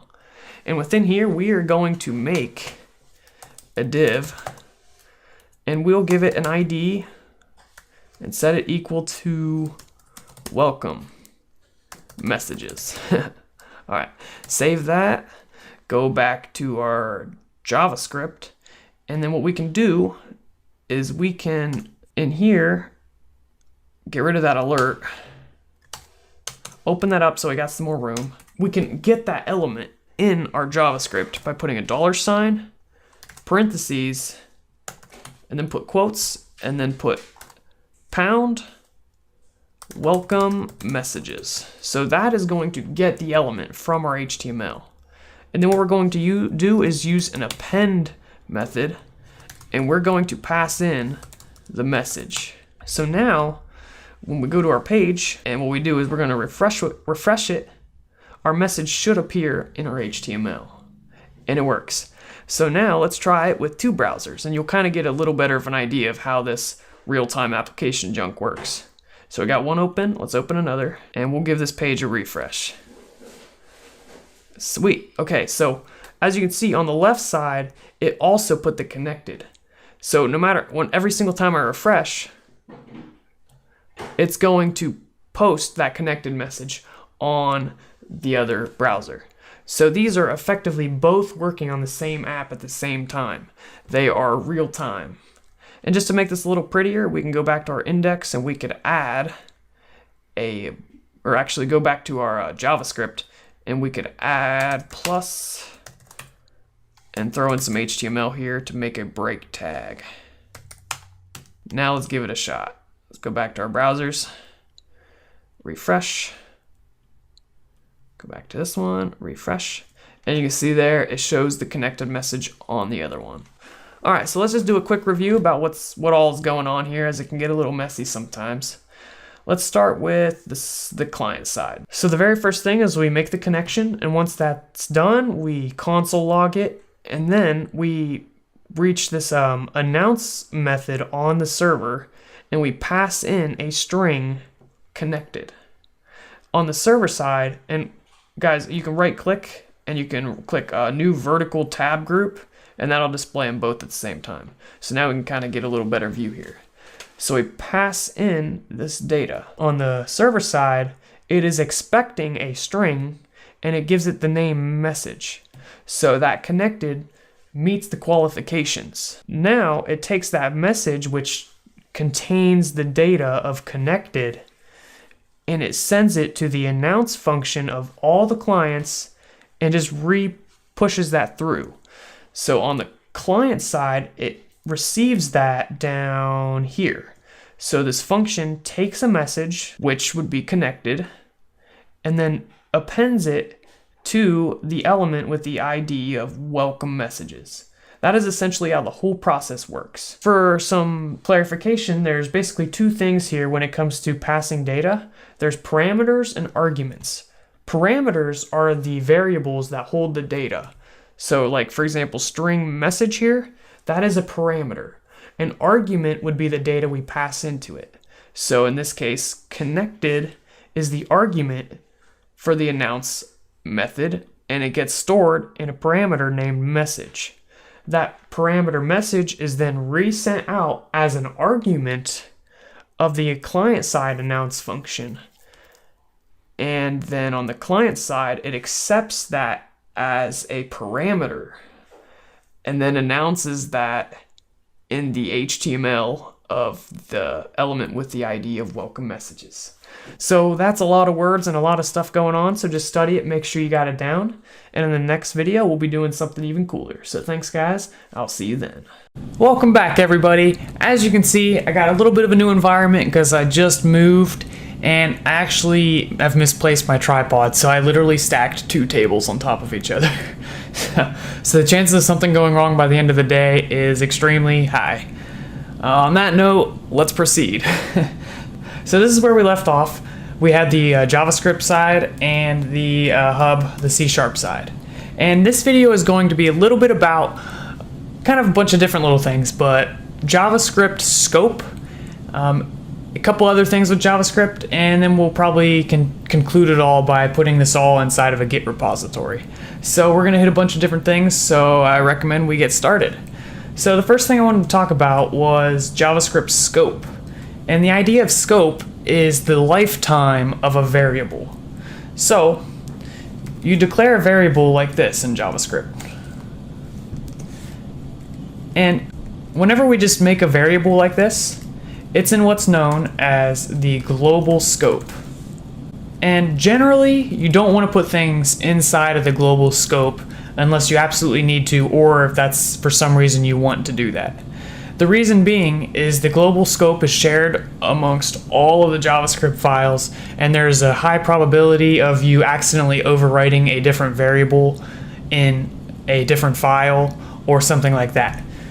So just to kind of show how the scope thing works, I'm going to create a function. So you can create a function just in plain JavaScript by saying var and naming it and setting it equal to function parentheses brackets. So this is parameters, and this is what the function is going to do. So in here, if we say var x equals 10, and then what we're going to do is call that function, and then what we're going to do is console.log, and we're going to log x. So that'll just write out x to the browser console, and we'll see what x is. So let's run this. We'll just inspect it to see the console, and you see it outputs 5. So let's just kind of see why it did 5. It started var x equals 5, and then we had this function, and the function just runs this piece of code when we call the function. And we called that function, and we reassigned 10 to the variable x. But the scope of this x is within this function. So JavaScript has function scope, meaning any variables declared inside of a function only exist within that function. And it's pretty complex. You can look up JavaScript Scope if you want to learn all the details and all the different things you need to know about all of that. But this is like the very basics. So another way, if you don't want to have to write console log all of the time, you can just leave it at that. And then over here, let me refresh it. You can just put x or whatever the name of the variable is and press enter, and it will write it out to the screen. So the concept of you just saying a variable name and it returns the value is known as a read eval print loop. Anytime you want to clear the console, you click this little button right here, and this will just give me some room so I can show you the power of this read, I always forget the name of these things, read eval print loop. So you can do crazy things like if statements in here, and you can see that this will work. Yay! So that's just, sorry, kind of off topic, but that's still kind of useful. Now back to this. You can kind of start to get the idea of how scope works in JavaScript, and there's something that you need to know about when you start learning a lot about JavaScript, and that's known as an immediately invoked function expression. Now, I confess, my knowledge on this is a little bit iffy, but I'll teach you as best as I can. Essentially what we want to do is we want to wrap all of our code inside of a function, so that way we take our variables out of the global scope. That way we're not overriding anything in different JavaScript files. So how do you create one of these immediately invoked function expressions? Well, the syntax is kind of funky, so I'm just going to write it out, and if you want to know the details of why it works that way, I'll give you guys a good post. So you need to create a function, and then what you need to do is you need to wrap the entire function in parentheses. But then after that, you need to have an open and close parentheses. So basically, we are creating this function here, and then we are invoking it. So if you want this to be a little clearer, we can space it out like that. So this is an immediately invoked function expression. What we can do is we can put all of our code inside of that. So I don't need this here anymore, so I'm just going to delete that. And then I'll take the rest of our code, cut it, and paste it. And just clean up a little bit. Save. Now let's give this a run and see if it still works. Refresh. It worked! So you can see our JavaScript is still working great. But the benefit now is that if we, for any reason, declared a variable in here, not in here, let's in here, var x equals hello, and then we go back to our website, refresh, what we can do is say x, and you can see it's undefined. If we did not have this immediately invoked function expression, you can see what happens. Refresh, and then x, you can see it actually does know what x is. So it's always best to put everything inside of that immediately invoked function expression. Another thing that I noticed when I was looking through these videos to get ready to upload them to YouTube, I forgot a semicolon right there. And also right there. Obviously it didn't cause an issue or anything, but just probably a good thing to keep that in there. We can get rid of this variable and just kind of clean up a little bit. Save it, and that's it for the immediately invoked function expression. That's all I got for you guys in this video. Hopefully in the next video I got some more great content for you guys to consume. I will see you then. Thank you guys so much for watching. Peace. Oh, I totally almost forgot. That article I was going to share with you guys is right here. Just look up this title, Stack Overflow. It has some really great answers that will help you out on the details of what I was trying to explain. So that is all for real this time. Thanks guys, and I'll see you in the next video. Be sure to subscribe. Welcome back everybody. The goal of this video is to help you guys get everything we got so far into a Git repository. So you're probably thinking, what the heck is Git? Well, many of you probably already know this, but Git is a source control manager, or there's a couple different names for them, but essentially it's a repository for you to store your code in, and it's super helpful to keep organized on projects. So as this gets more complex, I just want to make sure that everything we need is organized and structured. So what we're going to do is go to git-scm.com, download the latest version. I'm going to use the version I already got, but almost everything is going to be identical, so it should be fine. And then what you need to do is you need to open a folder and find the project that you're working on. So the location of my solution is in Documents, Visual Studio 15, Projects, CTVM2 app. The next thing you're going to want to do is open up Git. So from your start menu, you can just put Git, open up Git bash, and just travel to this location. You want to get the directory on here the same as the folder. So you can use the cd command, change directory, and I just like to do it one step at a time. So first I always go cd tilde, which gets me my home directory, which is obviously where I started, but just in case you guys need to be on the same page as me, documents, cd, and then quote this one, because there's spaces. Perfect, so we are in the directory, and then what you can do is type git status, and you can see it's not a Git repository or any of the parent directories, so there's nothing Git here. So what we need to do is type git init, which is the command to initialize a repository. Initializing empty Git repository in that folder. So now, if you guys have it to where you can see hidden files, you will see a .git inside of the folder. So if you're wondering how to view hidden files, up in your File Explorer, click View, and then check Hidden Files. And that should do it. The next thing you need to do is get a git ignore file. So git ignore file essentially tells Git what files you do not want to put into the repository, because certain files you don't need to put in there. So the easiest way to do that is go to a web browser and just search git ignore for Visual Studio. The first one should be perfect. What you're going to want to do is just copy this entire file and then go back to your folders, right click, and create a new text document. And you can just name it git ignore. Keep it as text, that's fine.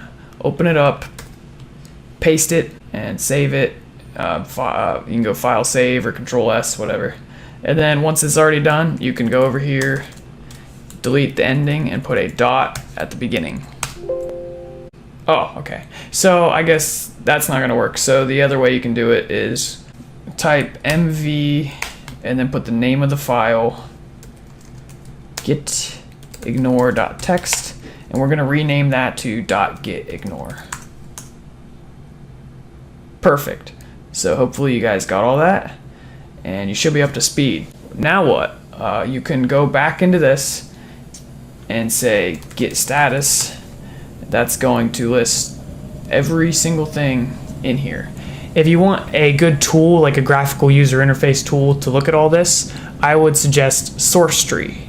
So when you download and open Sourcetree, it's going to look something like this, probably with more stuff on it. But then you click clone/new, add a working copy, because we already have the Git repository. We don't need to clone one from somewhere else. Next thing you want to do is select the folder. You could just copy the address from here, paste that here, which will get you to it. Click select folder. This is a Git repository, make sure it says that. Click add. That'll open it up, and it's a lot easier just to kind of see all the files that are going to be put into the repository. Once you got all that done, hopefully you didn't make any mistakes, all you gotta do is say a commit message. So initial commit, and then just kind of give a description of what you got. Perfect. So why can't I click commit? Well, with Git, you have something known as a staging area. It's the files you want to put into the repository. So these files are all unstaged, meaning we're saying, hey, even though the git ignore says these files are okay, we still don't want them in there. But that's not what we want though. So what we need to do is we need to put them all into the staging area. Now you can see it's labeled as we added all of these different files. That's exactly what we want. Now the commit button is ready to be pressed, and I'm gonna press it. Sweet. So now if we go back to our bash, and by the way, an easy way to open this is just click this terminal button right here. You can say git status and nothing to commit, working directory clean. If you want to see the history of your commits, you can say git log. You can see that's our initial commit. Perfect. You can also see it on Sourcetree using this log/history button. You can see all your commits right here and the files that were added into them. So I know that was a lot of content and it was kind of unrelated, but this is something that's very super practical. I would highly recommend that you guys do this and get all of your code into some kind of source control management system. Git is the one I use, it's the one I like, so that's what I'll be using for this. And as we make some crazy changes, I'll just make a quick git commit. That way if I screw everything up, I can just revert back in time and have everything back to how it was. So hopefully that's helpful, guys. I will see you guys in the next video. Thanks. Welcome back, everybody. This video is kind of going to be a continuation of the last video. I have a couple more things I want to teach you guys about Git, and then I promise we'll be getting back on track. I'm not trying to distract you guys. This stuff's just really important to know. So if you guys don't already know about GitHub, it's a place that you can store your repositories. So when you download Git, everything's on your local machine, right? So there's no central server for you to push your code to. When you make a commit, it's just on this machine. But if you want to share that code with other people, you need a centralized server to do that. There's a couple different ways. One of the ways is using GitHub. So GitHub, you can store open source projects for free, or you can pay a couple bucks for private repositories. I decided that I was going to put our code for this series on GitHub so you guys could access it from there too. So what you need to do if you want to find the code is go to github.com/Caleb Curry and then find Signalr tutorials. That's the URL right there. Now, as you can see, it will basically say the files in the repository and then the commit message for those files. You can see I made an extra commit. I deleted a space just for fun. So just so I can show you guys a little bit of how this will benefit you, if you go to this page, you can click clone or download. You can take this URL and you can use the fancy git commands, but that's out of the scope of this video, so I'm going to use Sourcetree. Once you're on Sourcetree, you can click clone/new, paste in that URL, pick a destination where you want that file, that repository to be, give it a bookmark title, and click clone. Since I already got it on here, obviously I'm going to skip that step. Now, this allows you to look at the source code, go back in time to different sections, and everything like that.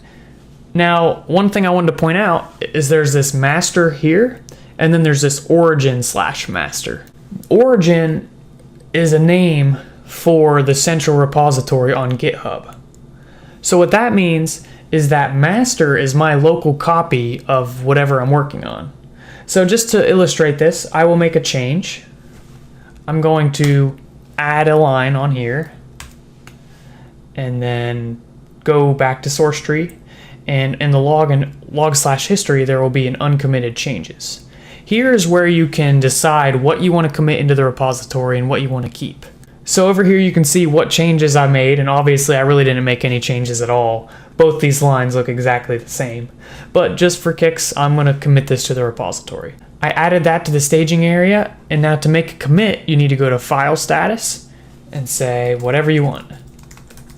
Perfect. Now I can commit that, and what you'll see is that there's this new notification on the push which saying basically our local changes are ahead of the centralized server.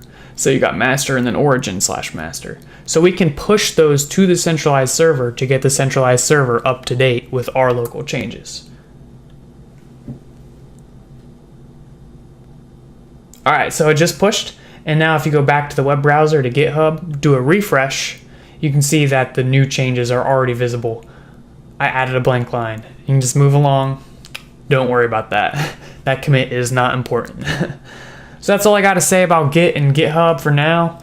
I will be pushing new changes here, so that way you guys can always get the newest versions of my code. If anything isn't working for any reason, check here, and that'll help you get the version that you need. One last thing before you go. If you're watching this in the future and the repository is already completed and you want to go back in time to where I am now in this video series, all you have to do is just click on that commit, double click it. It'll ask you if you wanted to go into a detached head state, which is basically saying you're no longer in the correct path of the repository. You're too far back. You click OK, and then when you go to Visual Studio, it'll have those changes there for you. And you can look through them, follow along, whatever you need to do, copy and paste. You guys get the point. So hopefully this video is helpful. Hopefully it'll help you keep up with the code. And yeah, that's all I gotta say. So I'll see you guys in the next video. Thanks for watching. Hey, welcome back everybody to Caleb the Video Maker 2. In this video, we are going to be doing some refactoring of our Signalr app. So, what is refactoring? Refactoring essentially is changing the way our code is for our application without changing the way the app works. For what benefit though? Essentially, we want to organize our code a little better, reduce bugs, make it more maintainable, more readability, etc. But we want the app to work exactly the same. So just to start off, let's look one more time at our app, see what we got. So I'll give the page a refresh. Pops up with connected, and we got some console logging saying it worked. That's essentially all we got. Pretty simple app, I know. But we're going to refactor it and make it a little bit more maintainable. So looking at our code here, let's try to find some things we can change that make our code better. Well, the first thing I see is that we have this code right here, that all we're doing is writing to the page. And anytime I want to write to the page, I'm going to have to take this code and put it somewhere else. So like, for example, I could write to the page here. But the issue is, if I ever need to go and change the way that code is, or maybe I change the ID of the div there, well, now I'm going to have to change it in two places or more. So whenever you have the same code twice, let that be a message to you that you should try to extract that code into its own function. So we want to extract this, create a function, and then call that function. The easiest way to do that is just create a variable and assign a function to it. So we could say write to page and set that equal to a function.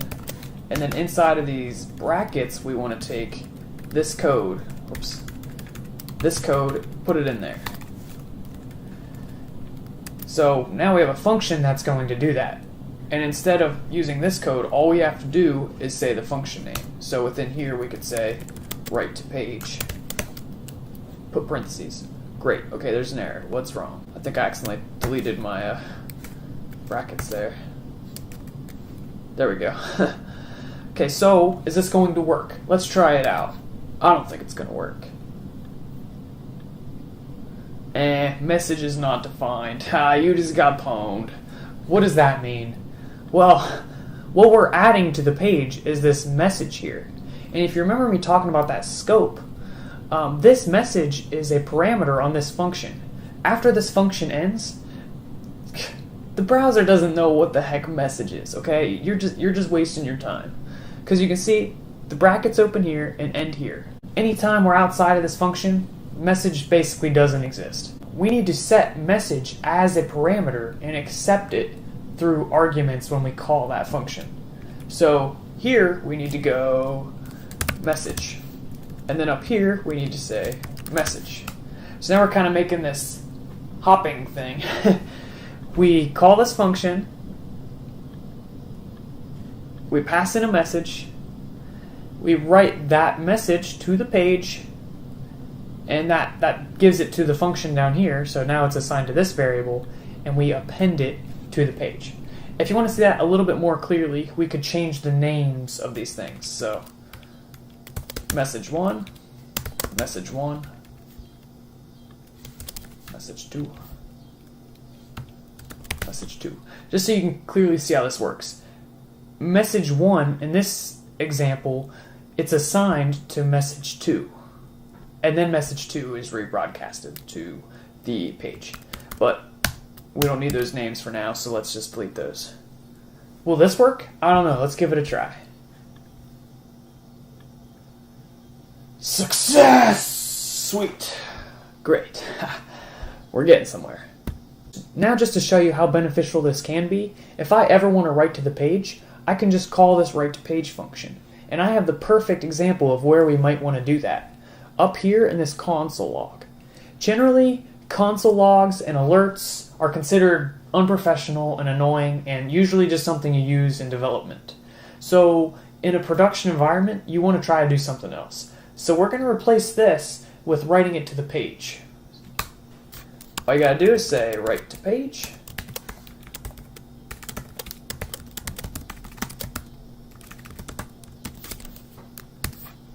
Sweet, now we save it, refresh. Great. So now we actually get the error message on the page. Much more helpful. Let's go back to our code. Also, let's do the same thing for the alert here, because same thing with alerts. You can actually turn alerts off if you keep bugging the person enough times. With alerts, there will be an option to disable alerts. So alerts are like a big no-no. Don't ever use them in production. No, just don't.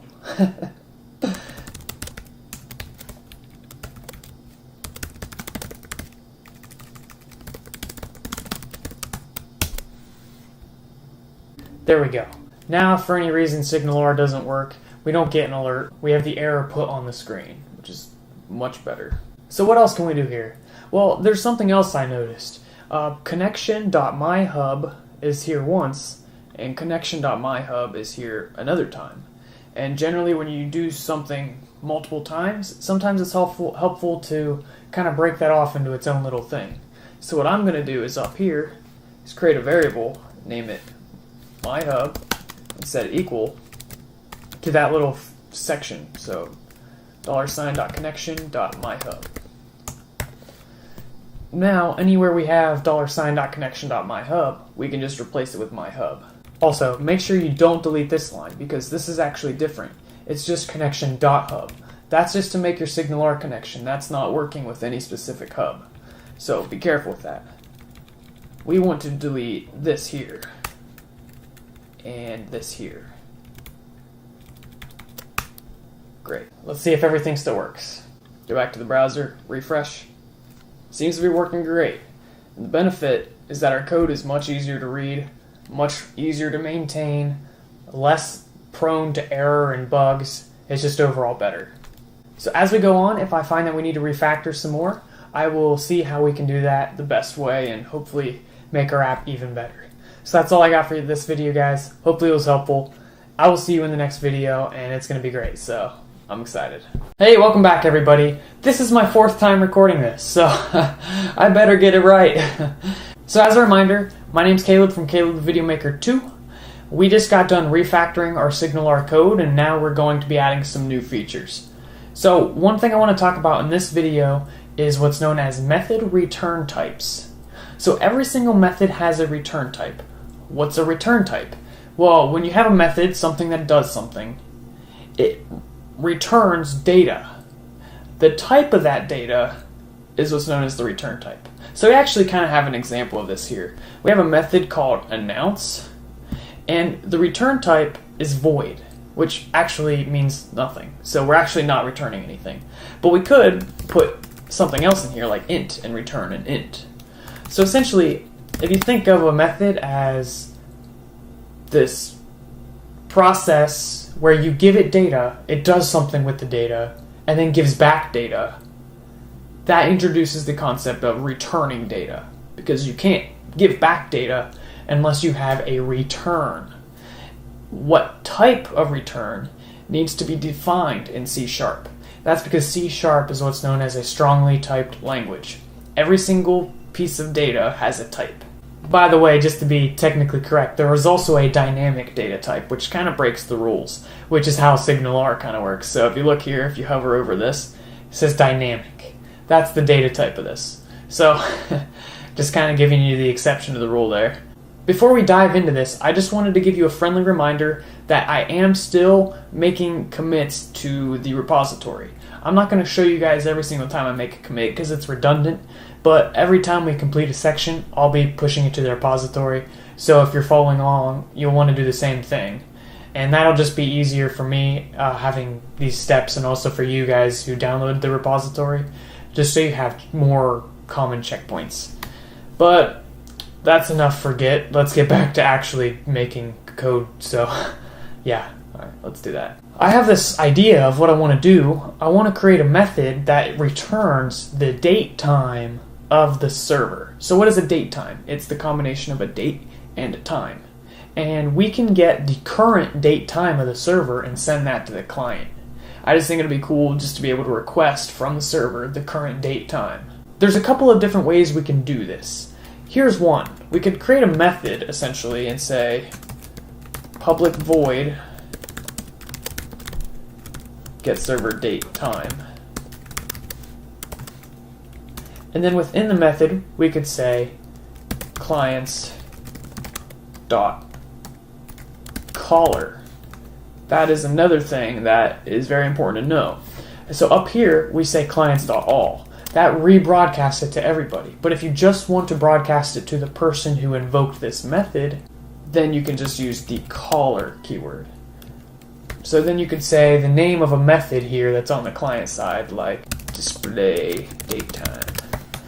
In order to do this, we're going to have to call this method from the client and then create a function on the client side that does something with the data. But I think there's an easier way to do this. And which one you prefer, that's totally up to you. I'm going to go over the other way, which is using a return type. So instead of doing this, we can just delete that. And what we can do is we can return the data type datetime. Now, how do we actually go about getting the current date time? It's very simple. Just datetime dot now. Now is a property of the datetime class. Okay, so we have an error. What is it? Can you guess? Not all code paths return a value. So we are essentially just saying datetime.now, but we're not doing anything with that data. What we need is a return statement, so we just add return. And now we have a valid C# method. And I'm just going to format this a little more C# like. But how do we actually do anything with this on the client side? That's the question. What I want to do is after you connect, I want it to automatically display the server time on the client's page immediately. So we're going to do it probably right here. So after we're connected. So what we do is we just, the normal myhub.server.getServer datetime. Please also remember the standards of capitalization in C# versus JavaScript. JavaScript we're using camel casing, C# we're using Pascal casing. So what we got so far is pretty good, but this is not enough to make it work. In fact, we have to follow that promise pattern that we used when we connected. So if you look at this, we start a connection, and when that connection is done, we do something, and if it fails, we do something. That's the pattern that we need to follow. That's all we're going to be doing in this video. Hopefully that was helpful. In the next video, we'll be doing the promise pattern, and we'll make a what do we want it to do if it's a success, and what do we want it to do if it fails. So hopefully you guys will enjoy that, and I'll see you then. Thanks for watching, and be sure to subscribe. So you're continuing the series, so you must be learning something. Hopefully this video will be helpful for you guys. Once again, my name's Caleb from Caleb's Video Maker 2. And just to kind of give a reminder of where we left off, we were making this method, and now we're trying to get that data on the client side. We're essentially trying to get the server date time displayed on the client's web page. So this is what we got so far. But this is not enough. We need to convert it into the promise pattern. So to do that, we say .done, .fail. You can see that's the same thing I did here. And then for either one of those, we need to assign a function for it to be ran when it succeeds. I think this is called a callback function. It's the function that's ran after we get the data. So what we need to do, if it's done, we need to display the data on the page. Very easy. We already have that function from the other video right here.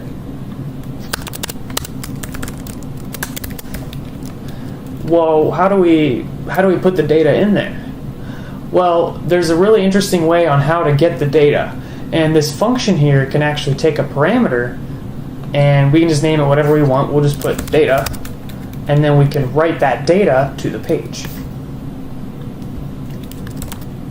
So let's give it a try. Let's run this and see what happens.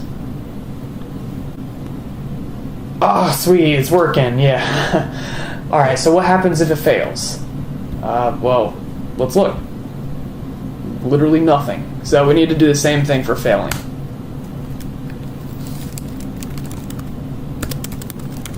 Now we could just pass in an error in here and just be like, error, whatever. But you can also do this other thing where the function will actually take a parameter of the error that is given automatically. So we can just give it a name, whatever you want, and then you can display that to the page. So that's kind of how it works. When a method is ran, if you get the data successfully, you will get the data. If for any reason the connection between the client and the server is interrupted, you will get an error message, and you can access it through the parameter of the callback function of the fail method. There's lots of words there. Okay, let's see what this does. Refresh, and you can see it's working. And that's cool and all, but we still need to think of how can we test this to see if it fails. Well, there is one way that I have in mind. Essentially what I think I'm going to do is I'm going to create a button. And every single time we press that button, I want the new time to be displayed on the page. And then what we can do is we can shut the server off and then press the button. And there won't be any connection to the server, so we'll be able to see the error when that happens. There's probably a super easier way to do it, but that's all I got for now. So that's what we'll be doing in the next video. So I'll be sure to see you guys then. Bye. Welcome back to the third section in the method parameters section of this. Essentially what we're going to be doing in this video now is creating a button that will display the server time on the client side. So we already got the functionality to get the server date time. We have the method right here, and it returns the data. And we already have the server side set up, but we just need to create that button. So we need to go to the index page, and we could create an input. Type equals button, value equals click me. ID equals click me. And finally, we'll give it a bootstrap class of button and button danger. So that's just how we can style the page. And then we go back to the browser, do a refresh. Cool, we got the button, but it does literally nothing. So we need to program that button. And we're just going to use a jQuery selector. It's very simple. All we have to do is, we can do it up here actually. We just, kind of like how we did this selector down here, we selected the element with that ID. We can do the same thing up here. So we're going to select the element with the ID of click me, and then we need to add a listener for an event. So what we do is we use the on method, and then the first parameter it takes is the event in quotes. So we could say on click. And then the second thing is a function of what happens when that event happens. So when there is a click, what do we want to happen? And what we're going to do is we're going to append the date time to the page. So essentially we can copy this here, or cut it, since we're not going to need that there anymore. Cut that, paste that there. Let's give it a try. Great, so you can see every single time I click it, it gives me a new time. So you can see it's working. Now we can actually test to see what happens when the server is shut down, or if there's no internet connection to connect to the server. So the way you do this, you need to shut down IIS Express. IIS Express is the way we run our web applications using Visual Studio. So if you look down in the corner of your browser, there's this little icon, right click it, and just click exit. It'll shut down IIS, and now there's no longer a connection to the server. Now let's click and see what happens. There we go. That's the error. That's all for this section of the video. Now you guys know how to use return types in your server-side and your client-side code. That'll come in real handy, so thanks guys for watching, and I'll be sure to see you guys in the next video, where we'll be starting something new. Woo! How's it going, everybody? Welcome back. It's a new day, so I'm ready to create some new videos. This video we're going to be talking about attributes. If you've seen any of my other videos, you might recall that I've told you that attributes are something that describe data. So basically, a description. But what does that mean in this context?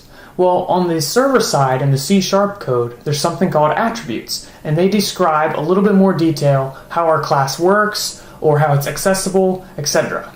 So I'm going to be teaching you 2 attributes that can be used for Signalr. Also, I apologize, my air conditioner's like right there, so if you guys hear, that's what it is. The way you create an attribute is you go above whatever you want to describe, and you put 2 brackets, I believe they're called. And within there, you can put the attribute name. The first one I want to show you is hub name. Now, this isn't going to highlight as a keyword automatically because it's in a different namespace than what we have imported. So everything is grouped within a namespace. The one we need is not currently here. So the easiest way to fix that is to click on whatever's not working, hold Control, and press period.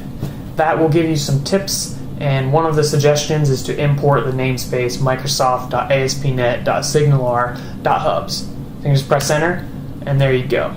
It's still an error though, that's because we need to pass it some data in parentheses. So what is this attribute for? Essentially what we want to do is we want to create a name of how this hub is accessible from the client, but we don't want to change the server name. So it's a way to make the name on the client different than on the server. So for example, I'm going to get rid of this my hub because I think I have a better name for it. I'm going to name it Chat Hub.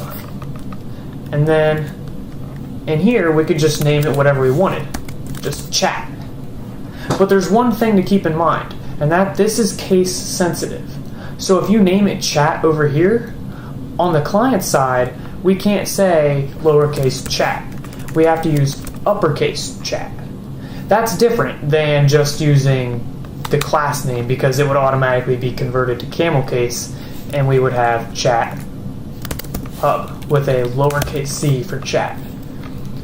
So you got to keep that in mind when you are using these attributes. And my recommendation is just to try to make everything as natural as possible. And since it's common to use camel casing with JavaScript, leave the hub name lowercase, and then that will keep everything working as you expect. And then back on this client side, put that as lowercase. Let's give it a run and see if it works. Make sure you build. You can do that using Control F5. Let me X out of these other ones here. Whenever you update the JavaScript, you don't need a build. But if you update C# code, you need to do a build. And there's 2 ways you can essentially do that. One is to start without debugging, or if you already have a browser open, you can just build using F6. So that'd be build solution. So you can see everything still seems to be working fine. If I open up another window, you can still see that there is an announcement to everybody. Now that we figured out that attribute, I have one more to teach you guys. And it's basically the same thing as this, except it's method specific. So we can name a method something different than what the actual name of the method is. The benefit of that is if you have some kind of standard on how you name your methods, but it's not really user-friendly on the client side, or for really any reason at all. I'm not really saying you should do this, I'm just saying you can do this. So the way you do that is brackets, and then you can say hub method name. And then in parentheses, give it a name. So we could say announce to everybody. And for JavaScript's sake, I'm going to lowercase that a. Then on the client side, all you got to do is replace it with this name. So I'm just going to copy that, And the one time we use that method is right here, myhub.server.announce. So I'm going to replace that with announce to everybody. Also, something you might have noticed here is that we're still using myhub. Why is that? Well, that's because myhub is actually the variable up here that we've been referencing. So if you want to make it to where we're always using chat, you can change the variable name. There you go. Let's do a build, make sure it works. Open up the web browser, do a refresh. And you can see it still seems to be working. If I refresh the other one, you can see it announces it to everybody that that client connected. So that's attributes for you guys. I'll let you decide how useful they are or if they're appropriate for any situation. Thanks guys, in the next video we'll be continuing our app development. See you then. Welcome back everybody to your Signalr series. I have some very useful information for you guys in this video. We're going to be talking about logging. This is going to really help you when you're developing Signalr apps. But before we go into that, I've noticed a bug in our application and I think we should fix that before we move on. So I'm not sure how this happened. I might have just got lost in the code and forgot to update something. But I'll show you the problem. I'll run the application and it's going to say connected anytime someone joins this web app. But this click me was supposed to display the server time on the page. But when you click it, nothing's happening. If you look at the console log, you can see that it says my hub is not defined. So let's go back to the code and try to figure this out. By the way, you can click here and it will display where that error is. So you can see we're referencing my hub, which is not a thing anymore. So let's go back to the code and you can see that this variable here used to be named my hub. And that would probably fix things. But what I'm going to do is keep that at chat because we already have it referenced as chat in multiple different places.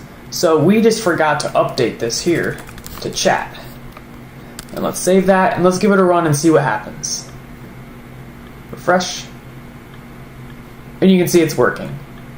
Also, something interesting to share with you guys. Notice how we're referencing the chat here, but it's not defined until here. I think the way that works is JavaScript kind of goes through your page and defines all the variables first. So I don't really think it matters on location, but just putting it at the top makes it kind of clear that, hey, we're going to reference this chat, and now everywhere below it references it. Another thing, I'm going to take this event listener and just move that to the bottom because we don't really need that right now. So you can just hold Alt and use your arrow keys to kind of drag that around. So I think that's where it needs to go. Let's save it, make sure there's no red squigglies or errors anywhere. And just to check to make sure everything's working, let's go back to the page, do a refresh. Nothing's broken, so at least nothing I know about. One other change that I'm going to do to the script file is I'm going to bring this down to a new line. That just makes it all fit and it's a lot more clean, so that'll make it easier to read. Now, on to logging, the actual purpose of this video. Logging is built in, so there's really not much we have to do, we just have to enable it. So all we have to do is we can do it after the connection is established. We can say $connection.hub.logging equals true. And what this is going to do is start a console log for Signalr. So if we go back to our web app, refresh, check the console log, you can see we get these new Signalr messages, and it includes the time. So this is going to tell us every time we invoke a method and a whole bunch of other stuff. So this is really super cool. So in this situation, you can see we're invoking the hub announce to everybody method. If you go back to the code, you can see that is right here. We're also triggering the client hub event announce. So essentially, it's logging that we hit this method and then we hit this function. And you can see how this could be really helpful when something's not working the right way. You can enable logging and it'll just tell you everything you need to know. But as I mentioned before, logging is kind of considered unprofessional in production, so you always want to try to remember to turn logging off. Then people can't go in here and learn everything about your code. You can actually put some of your own logs in this Signalr logger. And the way you do that is really simple. first find a good spot where you want to do some logging. For example, right here, we could say connection.hub.log, and then in parentheses, put whatever you want to log. So we'll save that, go back to the browser, do a refresh, and I guess I should inspect the elements here. Alright, I forgot a period here, so add that, save, refresh, and you can look in here, connected. So what's the benefit of that rather than just doing, console.log? Well, there's a couple different things that makes this a better method. The first one would probably be that it makes things a little bit more organized because our console logs appear different. So let's go back to our browser, do a refresh. You can see hello here in black. You can clearly see the difference between our Signalr messages and our console logging messages. Another benefit is that you could temporarily turn Signalr messages off if you want to just see console logging. So the way you do that is just set this to false. But you can see we still have our Signalr message here, it's just not going to be displayed. So save that, go back to the browser and refresh, and you can see none of those messages are emitted onto the screen, and you can focus on just the console logs. So that's the very basics of logging. What I think I'm going to do is I'm going to just try to clean this code up a little bit, push it to the repository, and then I'll see you guys in the next video. Thanks guys, see you then.